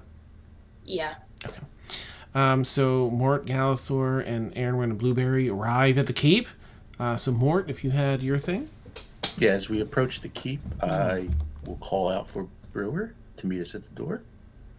Okay. You shout a few times, and Brewer's pretty quick. Yeah, so before you reach the door, it just slowly opens up. Brewer leans Okay, down under it. I was going to ask what time of day it is, but for this, I don't think it really matters. Okay. He's going to hand Brewer his spell book, his belt with all of his ingredients on it, and his backpack, and just announce to everyone, I'm going to the lake. Last one in is a rotten egg. And you just see me run a dead sprint towards the lake, shedding clothes as I go. Sweet. Zoo, zoo. That's awesome. It's like a cartoon. Yeah. Clothes falling off as I go. Blueberry would probably be pretty keen to get into, Yeah, she'd into probably the lake. be, Oh, lake. Following And that's where you'll find me. Brewer's sort of like just holding... turns and goes back in the building. Galathor will make his way over there really slowly and just probably sit in the shade watching everybody play in the lake. Who's taking Aaron and where? She's still unconscious. I thought you woke up. I'm sorry. No, not yet. Throws you into the lake. Throws your unconscious body into the lake. In you go! Next She's under some bushes. She's fine. Awesome. It's not there. So. When she does wake up, she's going to get quite a sight. She's going to be like, am I hallucinating? What's going on? Oh, has Felix done any landscaping or any alterations to the keep or the landscape? Oh, that's a good question. I don't know how good he is at landscaping, but he might have some fun topiaries. Okay, neat. Are they in the shape of anything in particular, or just practicing? How about some like deer topiaries? Actually, there's one by my house IRL, Right. so that'd be kind of That's cool. awesome. Okay, yep. It's a pretty solid. It's an animal on 4 legs that looks mostly like a deer. It's pretty good. I feel like he's had the time to to practice that. All right.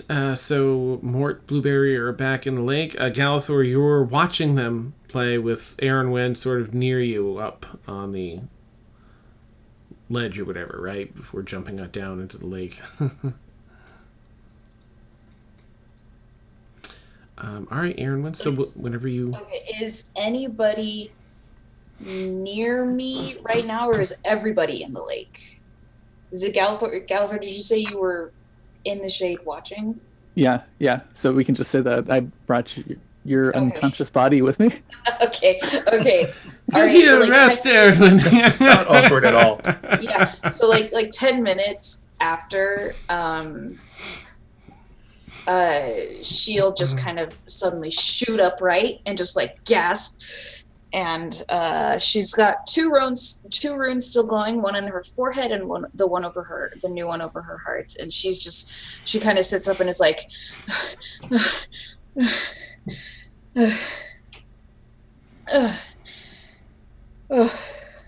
Are you all right? okay. Where are we? It's not 6 million degrees, so we're back at the prime, right? We are. We're back at the keep, in fact. Okay.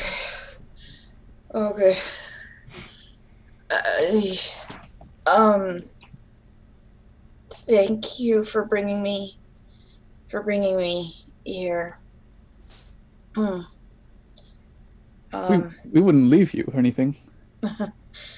Well, yeah, sorry about that. It's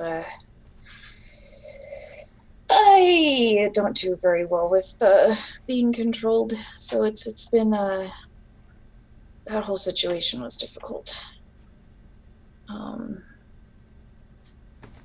But I guess I owe you a thanks.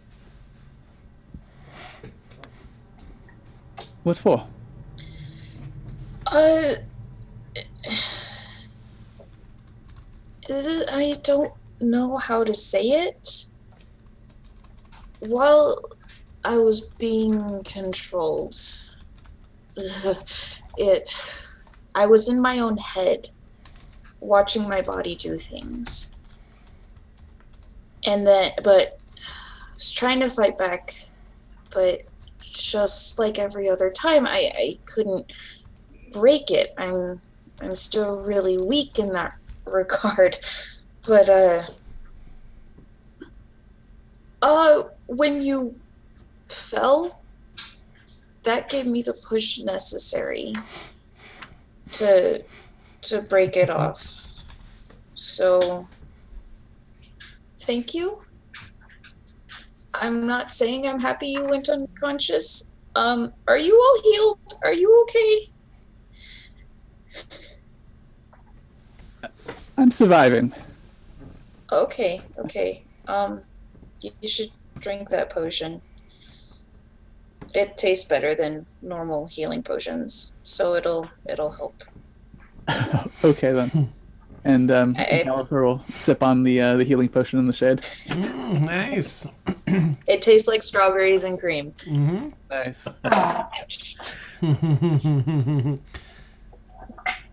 Delicious.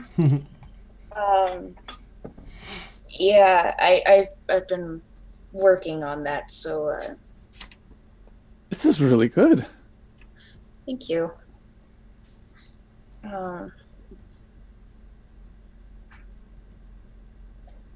Yeah. And I'm sorry if I hit you with any of my spells. I don't recall, so either you hadn't or you hit me too hard and I've forgotten. Let's go with the first option. But Okay. Yeah. So thank you. That I don't ever want to go back to that place ever again. Ever again. That was awful. Demons are no fun. yeah, I could see that it brought back lots of terrible memories for you as well. So, yeah. Yeah. It I can avoid that place. good. I don't want to keep Brixi from visiting her dad, which sure, demon devil dad, whatever. Okay, sure, that's fine. Perfectly normal. Yeah. I mean, I guess one of my parents was a dragon, so that's. I guess I shouldn't be saying anything. Her entire face is red. Almost as red as her hair in the late afternoon sun. Yeah. Would you like to join the others in the lake, Ernwin? Not right now. I don't know that I could keep myself afloat. I can't really stand up right now. I'm just gonna keep sitting here if you don't mind. Not at all. I'll grab some snacks from inside. Thank you. Something with carbs. Bread, please. Very well. Thank you. Galathor heads inside where he finds Felix. And as he does that, as he leaves, Ernwin's like, "What is wrong with me?" Nice. Perfect. Awesome. Well, it's a everyone is able to able to decompress. It is so nice to be back here. And unless there's anything, if anyone has anything they want to roleplay before Kaylin and Brixi arrive the next day, next afternoon, please let me know. All right, I'm just going to go ahead. I want to make a couple more healing potions. Ooh, okay. Go ahead and roll just the dex checks, if you would. Okay, that is... Okay, so the dex... I think it's like an alchemy check, but there's like a dex one and there's a dex and intelligence. Okay, so plus one for 5 each. for your dex. Yes. Mm-hmm. One for each. Okay. Whoop! Nope. Stay on the... Okay. Oh, no. Well, this is appropriate to her mental state right now. One is a 9 and the other is an 11. Okay. The one that's a 9 turns from the red over to brown. And it doesn't have the little effervescence that it usually does towards the end of the process. It's just flat and brown and murky. The 11... She's just gonna look at it and be like, "It has been a long time since I've made poop water." Nice. Sweet. The 11. Let me just quickly check here the AC for healing potions.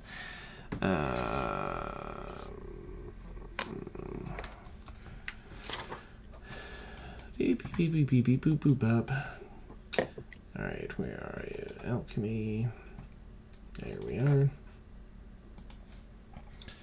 Healing potion. Where art thou? Okay. That's poison. I want potion. Okay, 10 Important plus all distinction. ingredient modifiers. Yeah. Here you go. Here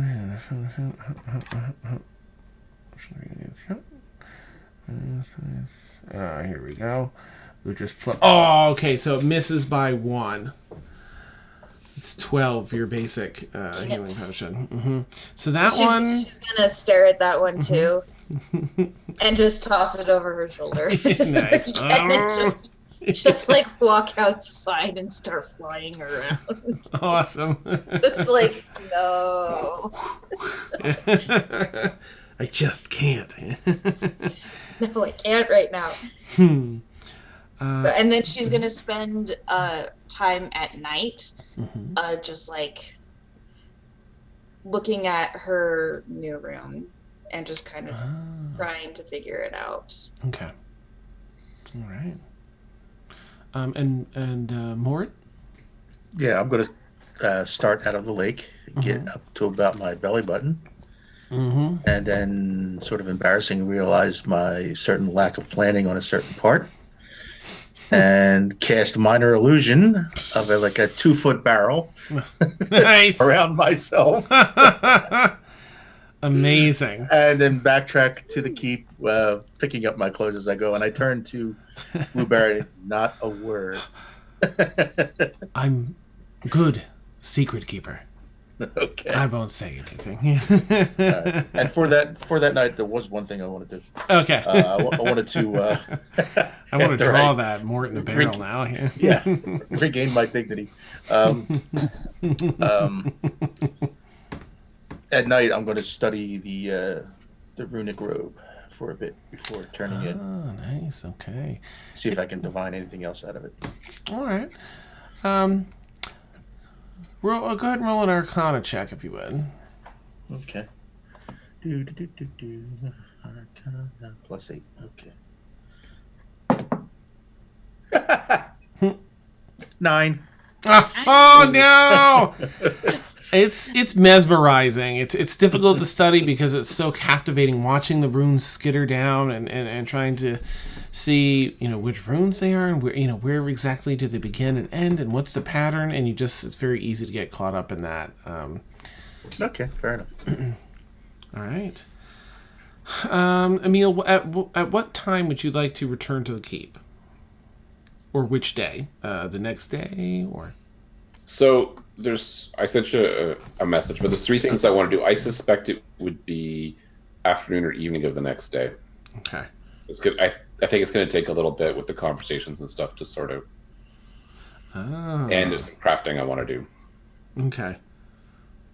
Aw, okay. Neat. Yeah, no, 2 days sounds right. Yeah, it sounds, I think, solid for this. Okay. Okay. All right. So the following day, once afternoon comes around, you're all sort of settling in. When you all wake up in the keep, those of you that are in the keep, Felix has an amazing breakfast. You can smell it so early in the morning, getting started, and it just scents keep getting added to it, making it better and better until finally I've got to get down there and start check out this breakfast. So he's got a delicious full spread from all the ingredients he's had sent over here and that he picked up initially. Erinwin's the first one downstairs. Nice. Waiting with the plate in front of her like... Yeah, like, can I help? Awesome.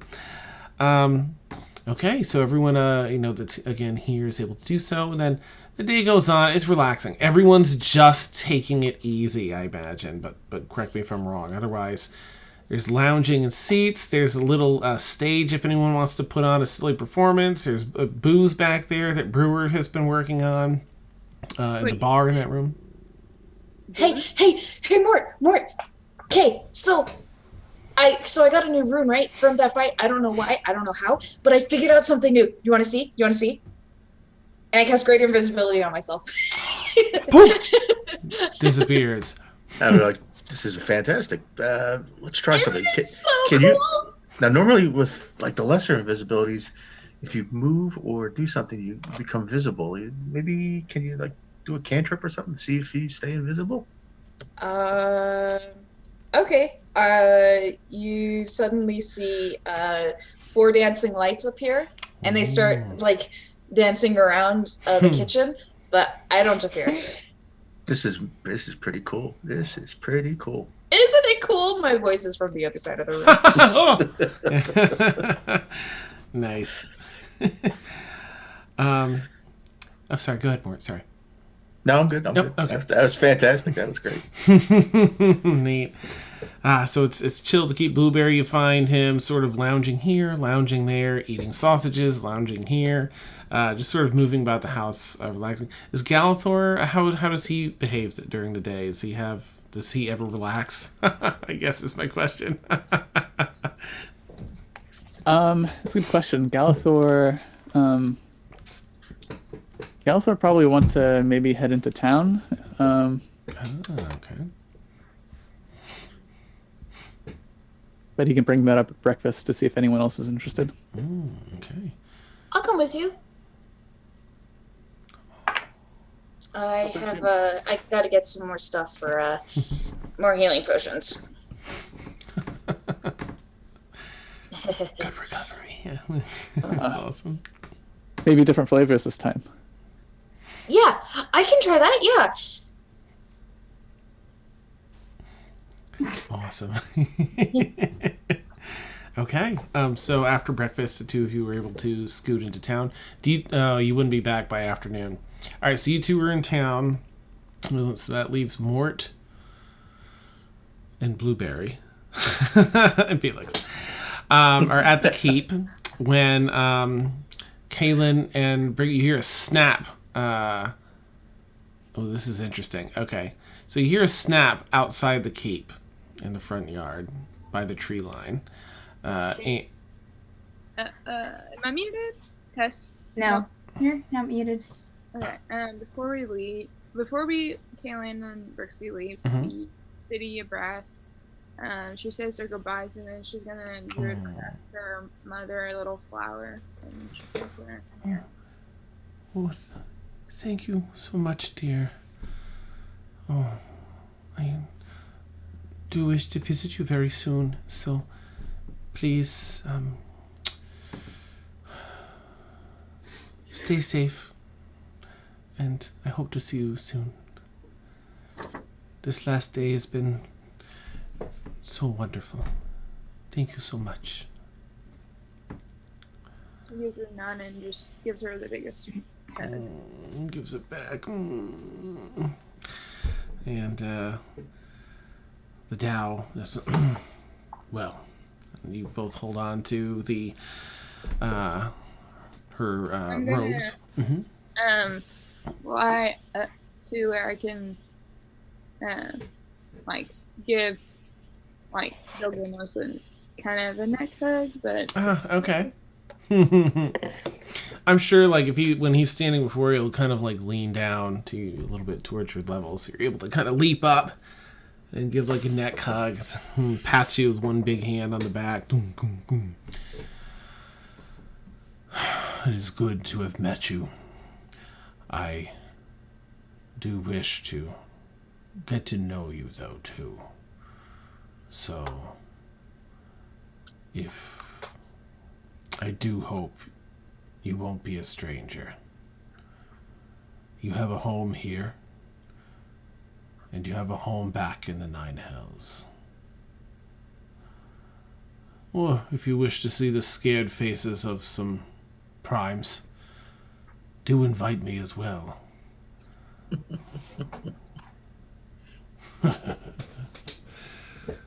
Be well, Vixipus. I'll pat you on the shoulder again with a giant hand. It's more like patting your arm. Goo goo. Nods to the Dow. She both hold on to the robes. Everything folds and just snaps back up. You see trees and stonework snapping back up into place as you're now at the tree line at your keep.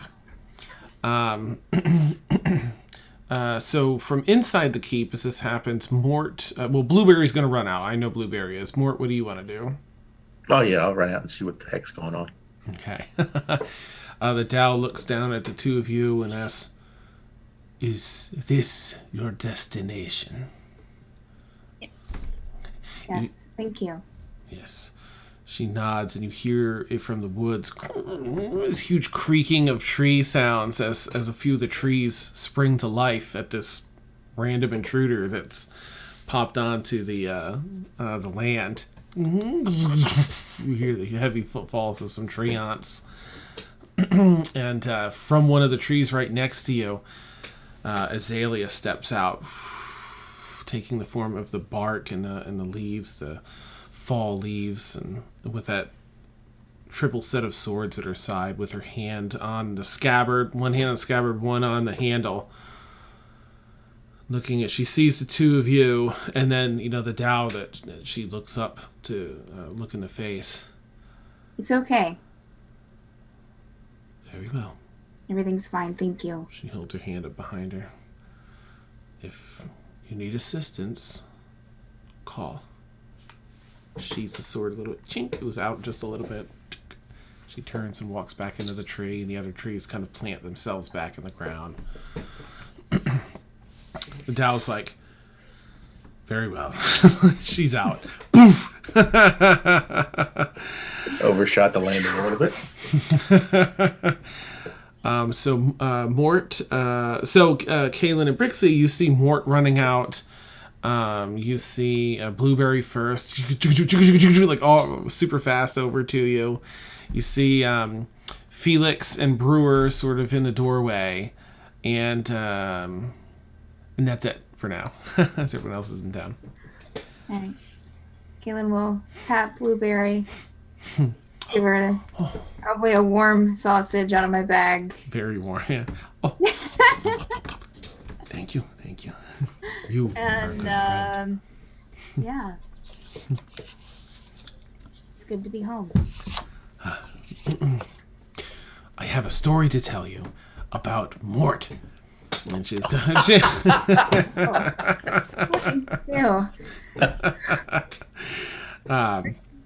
just as Mort's catching up, you hear Blueberry hear him say that. I heard you had a little dip yesterday. Oh, we had a wonderful time at the lake. It was great. Yeah. Refreshing. Sorry, I can highly recommend it. Yeah. Right. It was a breezy day. Blueberry adds. I bet. He is going to fly over to Felix and give him a hug. Ooh, nice. Fly over. That's new. Felix, you see Brixi flying with the wings as described over to you. Whoa! No, Was just- not expecting that. I just shut him off. And then after she gives a hug, she's gonna go to the tree and she's gonna find Mello. I had She's a gonna little. go find Seb and Mello. Okay. Emil, where do you feel Seb might be? Would he still be here at the keep since you haven't stopped back in yet? Or would you have called him like... Yeah, no, Seb will still be at the keep because that's where we left from. Okay. So he would have been in the area. I guess the circle is near the lake, so Okay. he would know people around. So Oh. Yep, so Seb kind of flies over and how would Seb feel, do you think, Emil, since now that, Brixi has wings? So based on his past experience with Emeracina, I think he's going to be fascinated with her, and probably once he sees that she has wings, he won't leave her side. He'll follow her around and be super interested in what she's doing, what's going on. Okay. So he's sort of hopping on your shoulder, examining that. After he gave Galthor a big hug. I'm sorry, Felix a big hug. Sorry. And with Mort and Kaylin over in the other area, up from the tall grass. Oh, that's no way to travel, is it? Whew. Miranda, you okay? I think I let go a little too. Go a little bit too early. It's a little rough. It's a little rough. Oh, well, you did it with finesse. Oh. What do you think that you'll be doing? You're welcome to stay at the keep if you need to. I don't suppose I'd mind a day or so, maybe a night, if you don't mind. No, absolutely. It's been a while since I've been in the Prime. Beautiful place. This is yours. It's our yes. Yeah, it's ours. I feel like maybe I should have charged you a little more if I knew you had a massive keep like this. Oh. Food and staying is on us while you're here. All right. Well, we'll call that a fair trade then. Thank you for the adventure too. Did everything take you out too much? Do we owe you any more money? Oh, no more money. But if I ever have need of some folks to handle an impossible mission, well, I know where to go now, don't I? Absolutely. Well, so you said something about food, yes? Absolutely. I will show Miranda to the kitchen. Oh, great. She kind of, follows along. And give her a little mini tour as we go through the rooms. Nice. Oh, what? Oh, she's kind of looking at all the different rooms and everything, just shocked at all. Kind of. It was given to us by a good friend. In one of the rooms where all the potion brewing stuff is, you see 2 shattered vials and just brown water. I'm not Nice. sure what happened there, but I kind of an pushed her accident? along. Nice. She walks by a room with the stage and the bar and brewers, back in there. What is this? Is it? It's mechanical. Is this? Oh, yes. This is Brewer. This is Miranda. Miranda, this is Brewer. Pleasure to meet you, Miranda. And she's sort of looking at him like, okay. Well, that's a little bit scary. A pleasure to meet you and all, certainly. Just, you're He's rather completely large. friendly. Okay. He's completely, he's helped us out in a lot of situations. Oh, I bet he has. Swords? Oh, my. But you're... Oh, Brewer, all right. She kind of puts 2 and 2 together as she sees him, working on... Well, all right, Brewer, perhaps we can get to know one another a bit better over a pint, eh? Yes. She sits down like, let's do this. And Brixi find Mello by any chance? Um, She was looking for both Mello and Seb.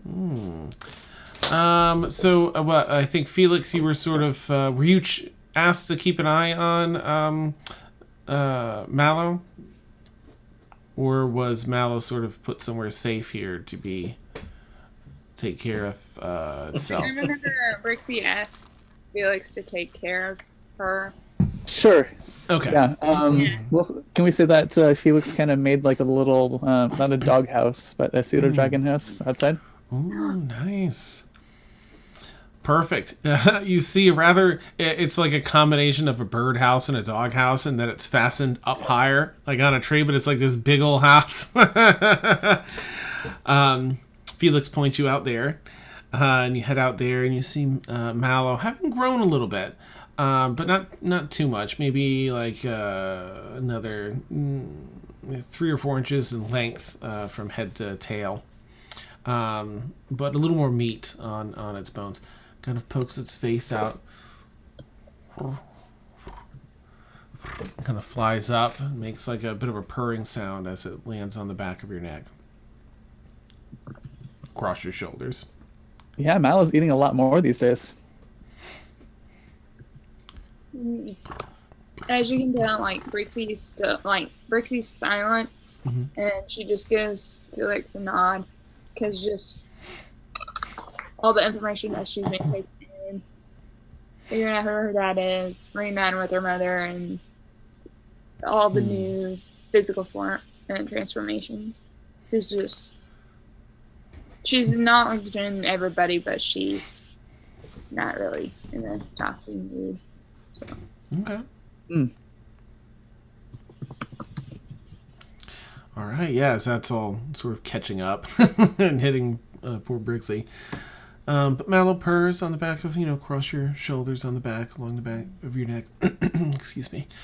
All right, so I'll advance again, unless anyone has anything want to do between now and like another 6 hours by the time Aaronwin and Galathor get back. Caitlin will probably ask them where everyone is, or ask Brewer or Felix or whoever, Morty maybe. I think Brixi's gonna ask Felix where Emil is. Okay. Well, I'll just ask him, Felix. Nice. Okay. You both go up and ask him together, like. Does Felix know? Because Emil only told Galathor, right? Right. Yeah, no, Felix doesn't know. Yeah. There are some people missing, Felix. Do you know where everyone went to? Well, let's see. Did Aaron they get went back to okay? Galathor. Yeah. Okay. Well, Aaron and Galathor went to town. I haven't seen Emil, though. Oh. Okay. I looked to Galathor. I was like, and Brix was like, "Do you know where Emil went?" Galathor's in town. Yeah, we're not there. Oh, whoops. To Felix, how are you doing? How was everything while we were gone? Doing okay. Doing a few improvements around the place. Oh, okay. Yeah. It's quite relaxing. Okay. Do you need anything? Not at the moment, but I might pick up a journal one of these days. That might be nice to have around here. Okay. If I see one, I'll grab it for you. Thanks, appreciate it. No problem. No problem. How are you doing, Brewer? Repairs are coming along well. Good. Good. It is good to see you all. But kind of, was hanging tight on Kaylin. I'm Good to glad. be back. As, again, he's got the little slits that sort of produce angular features, like where his mouth is, like they drop down like kind of teeth to make it look like facial expressions. Yeah. Yeah. So there's a little bit of a one side goes up in a smile. I'm glad you are all well and survived. And he just kind of, turns to go back about his business. Kaylin will get something strong to drink. Okay. There's a few new brews in here. In fact, Brewer might have a chat with you later about that. But there's some different brews in here. Some really strong, others kind of light, a little flavorful. Great. Strongest thing there. Nice. All right. Otherwise, later on... Oh, yeah, what's that? I may have Brixi do something very stupid, but overall. Okay, yeah. That makes something so stupid. Hmm. Well, because I just remembered that because she doesn't have a pass for this city. She snuck in. Hmm. So once she got the information she needs, she's gonna go into town. Not looking for Galthor or Erwin, but Emil. Just see if he's. And you said you're sneaking in because you don't have the pass. Yeah. And how would you like to attempt to sneak in? Just like last time, how I snuck in with a bunch of people and to the crowd without being seen. Okay. So you get ready to head out and leave the keep. I'm gonna fly most of the way, and then once I get to the entrance of the city, I'm gonna stop. So Mm-hmm. I don't want to fall out of the sky again. Nice. You know, they're my own wings. You never know. Okay, so. All right. So you begin the journey up to it's because your speeds are the same. It's about a 3.5-4 hour flight up there. But it is really nice as you take off and you get up high enough to slowly work up over the treetops. So, and these are massive 100-some foot trees. And you fly up and over, and the wind fills your wings, and it picks you up, and you can start feeling the currents and riding along. And it's just all this gorgeous landscape of forest and the lake. You see the sun glittering off the top of the lake, water of the lake, and off you go. You can see the city in the far distance, and you make a beeline towards that. As you're flying there, back at the keep, No, before I left, I would inform everyone where I'm going. Okay. So we'll rewind a little bit. Brixi lets anyone know in the kitchen, like, what up? I'm leaving. Yeah, I would let Kaylin know, definitely, so she doesn't worry about her. How are you getting in? That part, I don't know. I still haven't figured that part out. Out of character, Dan, does our passes have names on them? The names that you gave, yes. Weren't they only temporary passes too? Didn't they expire? Yeah, they were like a week or something like that, I think. Okay, got it. Are you going to apply for a pass? Try and get a temporary one? It's probably the smart thing to do and not sneak in.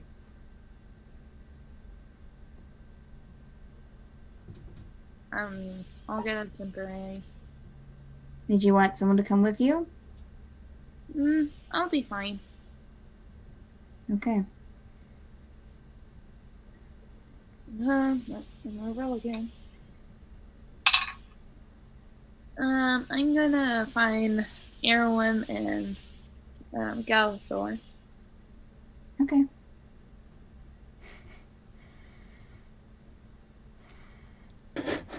Okay. Have fun. Dan, are any of us gonna run into each other on the road, or is it just gonna be like a big loop? Nice. Well, With her. Who she's gonna. She basically. Yeah. You can see like her facial expressions, like yeah, like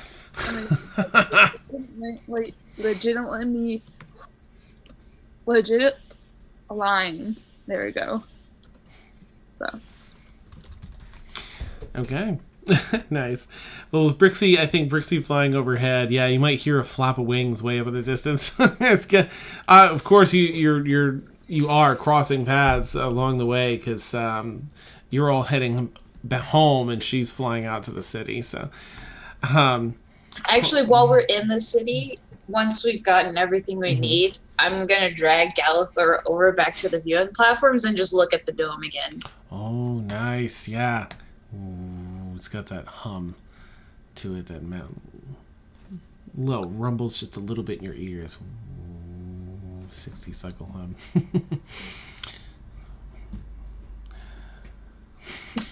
She's not gonna say that. She's just gonna kind of start. Awesome. All right. Unless, did you want to role play anything with that Galathor, or you just you're just gonna hang tight? I'll hang tight. Galathor's actually, he's probably thinking about asking maybe a shopkeeper in town or something to set up a teleportation circle. Like if we can not spend half a day getting into town, that'd be great. Shopkeeper would probably. So you ask a shopkeeper. Well, the college has one. You know, if you're in tight with someone up there, then they can probably do that for you. Or I think they charge a fee too. Like if you want access to their circle, something like that. My cousin tried to do it once, but it was way out of her price range. Do you happen to know what that price range was? My cousin's much wealthier than I am. I have no earthly idea what it would be.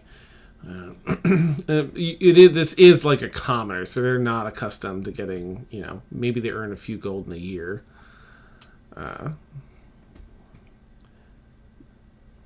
I guess we could go ask. Couldn't hurt. I mean, they love magic people. Do you have any runes glowing, Erlen? I think at this point she'd have at least her forehead rune. Okay.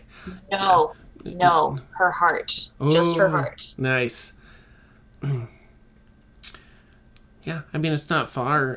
If you're all near, like, the dome, it's a little bit to the east and to the northeast of that. It's right around, walk there, give some directions.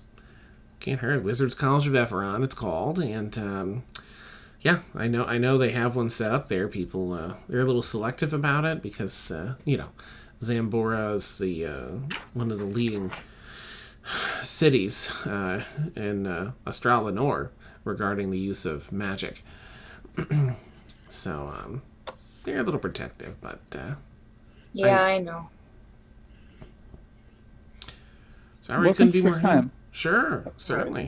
And Felix gives him a silver... Galathor? You need two brains. Yep. Left brain, right brain, and then center brain for troubleshooting tech stuff. Nice. How much money does Galathor have, actually? He doesn't have a lot, I don't think. Erwin has nothing. Nice. You're paying, right? Yeah. Would Galathor know... I'm sure he does that Felix set up a... that deal with the shopkeeper with the supply run? I will say that was probably discussed, yeah. Could he potentially talk to that shopkeeper? Maybe like have a one-time. Well, he's gonna pitch it such that it would be easier for that shopkeeper to use our teleportation circle to deliver the supplies. So instead of sending a cart each month, they could just like teleport over with the supplies, drop it off, and then. Okay. As long as we have a mutual arrangement there. All right. So you go over to the other shopkeeper. It wasn't. What's his name? Crazy. What's his name? Was it Discount Goods at the? Oh, please tell me I've got it on this note. I think it was someone else. Yes. It was. Yeah. What's his name? Felix was fed up with him. What? Felix was so fed up. Oh, I don't have it in these notes. Who are you looking for again? It's the guy that had the shop outside of Zambora, and he was like kind of talking to himself a little bit, and it's like crazy someone's something emporium. Multiple personality disorders. Yeah, it's like, oh, let me get so and so because they're better at this, and he kind of takes a hat off the hat rack and puts it on. He's like, hi, I'm like so an avatar. Oh my gosh. I feel like it's not Willie, but I think it's something like Was that at Crazy Marvin's Discount Crazy Adventure? Marvin's. Thank you. Let me just write it in this document so I've got it. Crazy Marvin's. Discount adventuring goods. So you and Aaron Wynn find your way into the storefront, and back behind the counter once again, where you found him last time, is Marvin, and he's sort of scratching his chin, and he's working on some papers behind the counter there. But he looks up as he hears the bell ring, and she steps inside. Oh, welcome to Crazy Marvin's. My new customers. How nice to see you both. Hi. Yes. Hello. Well, what can I help you with today? I need more potion stuff, please. Potion things I can do. Okay. Yeah. Do you have things to make one of those stronger healing potions? Oh, stronger healing potion. Well, I just, I want to, had a rough couple of week or so, and I kind of want to get back into the normal healing potion first before trying the thing. But if you have the stuff, I'll take it now. Well, let me take a look for you. And he kind of walks out around the counter and goes into a couple bins along the back. Let's see. I think that's That's okay. So if you're making it, I'm going to do a roll to see what that would cost. And before we left to go shopping, I assume we got money from party funds. Okay, gotcha. Yeah. Nice. Okay. Should be, all right. Yes. Well. I do. Yes. This and that. Oh, I don't know if I have the last ingredient, but okay. And he kind of walks over and he says, "Well, there are 3 roots typical to this, as however, I don't have the healing potency root with me, but I do have a something we can swap out for it. It'll still give you the same strength. It's just going to be really bitter." Really? Oh no, I'm working on flavors too. I don't want a bitter. We can probably go get some, right, Dallas? Or we'll go find some on our own, right? Of course. Could we? And I can get some more, so to help you stock back up, eh? Oh, now you're thinking. I like it. Yes, I'll pay you handsomely for said groups. Yep. Well, foraging, I guess. Yeah, foraging. Okay, and then I'll take the stuff for that, and then he had another question about delivery stuff. The delivery again. Now we've already set our contract in place. I know you haggled quite a bit. No, or was that Felix? It was. That was Felix. You tell Galthor. You tell him. Oh yes, we definitely appreciate the deliveries that you've made. Felix actually made us some breakfast early this morning, and quite delicious. All thanks to your fresh ingredients, of course. Of course. We actually had a proposal for you to make your deliveries a little bit easier. We have an area in our keep where we have what would you call it, a teleportation circle. Oh, okay. Would it be possible for us to set up something at the back of your shop? Give us access here to Zambora, and also you easier access to make your deliveries?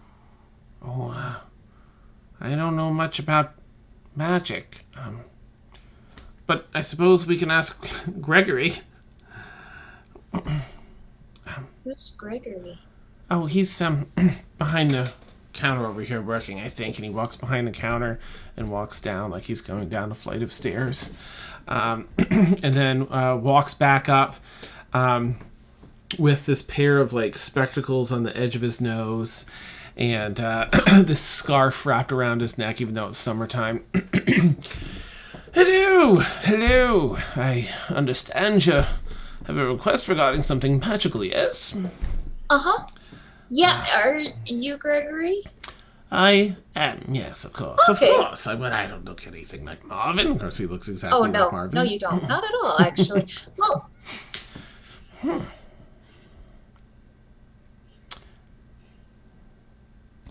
okay. He pushes his glasses up. Gregory, I'm Galathor. Pleasure to meet you. Oh, it's a pleasure. And he extends his hand and gives a shake. Galathor, yep. And you, milady. Me? Erinwin. Pleasure. Shakes your hand. Ah, yes. Well, oh, you are a rune child? What Yeah. remarkable rune. Yes. Oh, yeah. Usually it's this one. I don't. The teleportation circle. He looks over at you. Yes, as I was telling Marvin, we have a delivery deal with this establishment of yours, and we were wondering if we could set up a teleportation circle here for easier access for us to get to Zambora, and also easier access for you to make your deliveries. Well, while it sounds as though that would be... It would certainly make much easier work of travel. However, the one thing to consider would be the cost of setting up the teleportation circle. If you're looking for a permanent one, yes, to put on the network with Yeah, it would. I think it would be permanent, right? That's what more. Yeah. Yeah, because and then we can just go back and forth, and we don't have to worry about recasting it and everything. Oh, didn't Mort say that takes a really long time? It takes 1 year of casting the teleportation circle spell in the same location. Once a day, every day for the year. If one day is missed, starts over again. It can be, well, certainly time consuming and a bit pricey, but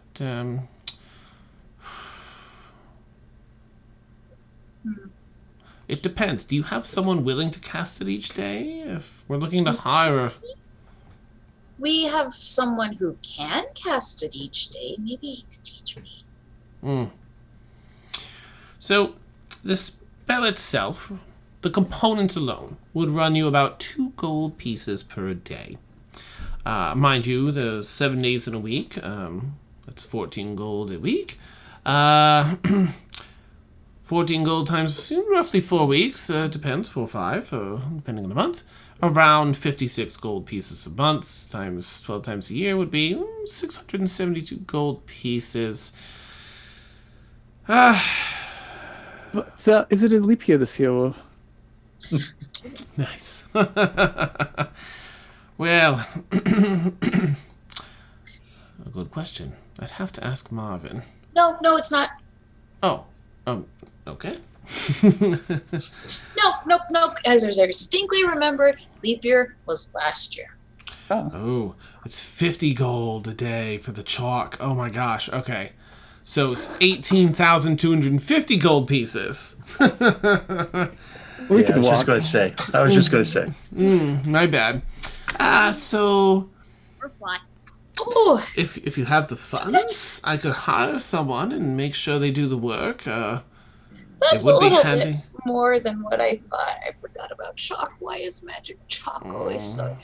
That's What's why that? I have this. Yeah, it's 50 gold worth of gems or something like that. Yeah, Ah. the way they word it. Okay. Gem dust or whatever. Yeah. Whew. Never mind about that. We'll stick with it. Well, if You know, ever- give horses exercise and stuff like that. Right yes. now. If you ever change your mind, would most certainly allow it to be set up in our shop. Of course, I'd have to speak with Marvin about it, but Oh, I'm we sure he would. did. He was the one who came to get you. Wonderful. Well, I'm rather intrigued to hear that you have a teleportation circle at your keep. That is marvelous. It was there when we got it. Wonderful. How So fortunate. I don't know anything about who set it up or anything, but it's there. Yes, curious. Well, if you have no more need of me, and he kind of flips his scarf, over his shoulder, I'll be getting back to work. Unless there's anything else I could. Very well then. Good day, and he turns and. It's a pleasure to make your acquaintance. Indeed, as he's like halfway down the fictitious stairs behind the counter. And I lean over to the alpha and I go, "Are those stairs invisible? Is there an illusion?" Perhaps it's a great invisibility spell. Well, what did you find out? It's really, really expensive. So we're not going to do it right now. All right. That'd be something to save up for. But if we ever decide to do it, we'll come back to you. So thank you. Fair enough. And his vision sort of just trails off, like just above your shoulder, like he's looking at something right behind you. Oh, look. Nothing there. Oh, okay. Malvin, look do you back at have him. any any javelins here? Yes, we do. You'll find him in the back corner over there, son. Okay. Gallagher picks up I don't know how many can he carry. He'll pick up 4. I think that'll just double what he has right now. He's probably lost a couple on the way. They're pretty well balanced. I mean, he's got quality goods here. They are pretty well balanced and fairly sharp at the pointy end. Well, is there anything else that I can do for you folks? Let's see, I just wanted those ingredients. Do you know so that last plant? Do you know where it grows? I'm not from around here. The plant, of course. Well, let me consult my catalog and see whereabouts these grow. I believe they grow in mountainous areas, of which we have several up north here of Zambora. Let's see. I don't know. He would know this. They're typically found at high altitudes, and as you know, the northern part of Zambora is just a sheer cliff, some several hundred feet tall. Up to I didn't know that. Oh. This is like my second time in the city, and really? we moved in and we stayed like overnight and then had to leave, so. Oh, such a shame. Well, I mean, this is cool. It means I get to explore new places and stuff. That's true. Adventurer's heart. Wonderful, wonderful. Well, then you would definitely love adventuring up there. It looks like it's simply a rock face, but once you climb to the very top of it, there are a number of very rigorous training arenas up there for different skills and different classes, and especially fighting. A lot of fighters up there. Different styles and such. But there are no stairs. You have to scale the wall if you want to attend or ask questions or procure the route, because that's the location where I usually get them. You can probably see why I've run out, as I don't like to go get them very often. Well, I mean, I can fly. Well, they might not like that too much, but you can try it. Well, okay. Well, I'm not. I wouldn't be going to fight. Right. Just to gather plants. I don't see what would be wrong with that. Certainly. Yes. Tell me, do you think you'd like people to speak at your funeral, or would you like it to be just like a closed kind of thing? Because if anything ever happened, I would love to be able to say a few words over your grave. if you feel Insight safe. check. Is he gonna let us walk out of here? Yeah, he has like memories of things that he can't actually access. They just kind of click and put him on a different train of thought. So he's nervous about the people at the top of the mountain, just to meta that a little for you, so it makes a little more sense. Well, Marvin, I don't plan on dying for a very long time, so Oh, good. Well, you know what? I'll probably still be here. So I do look forward to many years of these lovely chats with you two, and your business, of course. You know, you can't get quality goods anywhere else like you can get here at Crazy Marvin's. Yeah. okay, bye. Yeah. We turn around and walk out very quickly. Have a good day. And he kind of like from around the corner, just kind of like, have a good day. Looks all creepy as you're walking out. God. I kind of like put my arm in Gallifrey's arm, just like, okay. It's like, and she's shaking a little bit too. Aww. This was all a mistake. A That very, was very definitely- terrible mistake. That was a mistake. That was a mistake. Nice. Can we go look at the dome now, please? Basically. Nice. I want to try to go in. I want to see if it's possible to get in the dome. You know, there's a lot of strong magic there. You know, is that okay before we head back to the keep? I can summon my horse again, so then we can get back faster. Sure. Okay. Dan, Yeah. has Brixi made it to the entrance? No, you and they. This is them a little bit early. You two are gonna meet. Like you won't see each other because you know you're way up here, hundreds of feet, above the trees. But you'll be like, as they're 2 hours back towards home, you'll be 2 hours towards Zambora. Okay. And Aaron, how do you want to find out about entering the dome? Well, you said there's several like viewing platforms in the city, and I believe there was one of them where we talked to somebody about that before. There was a guard, I think, Okay, it was a guard. Yeah. And what did he said it was the college that was over that? Yes. Okay.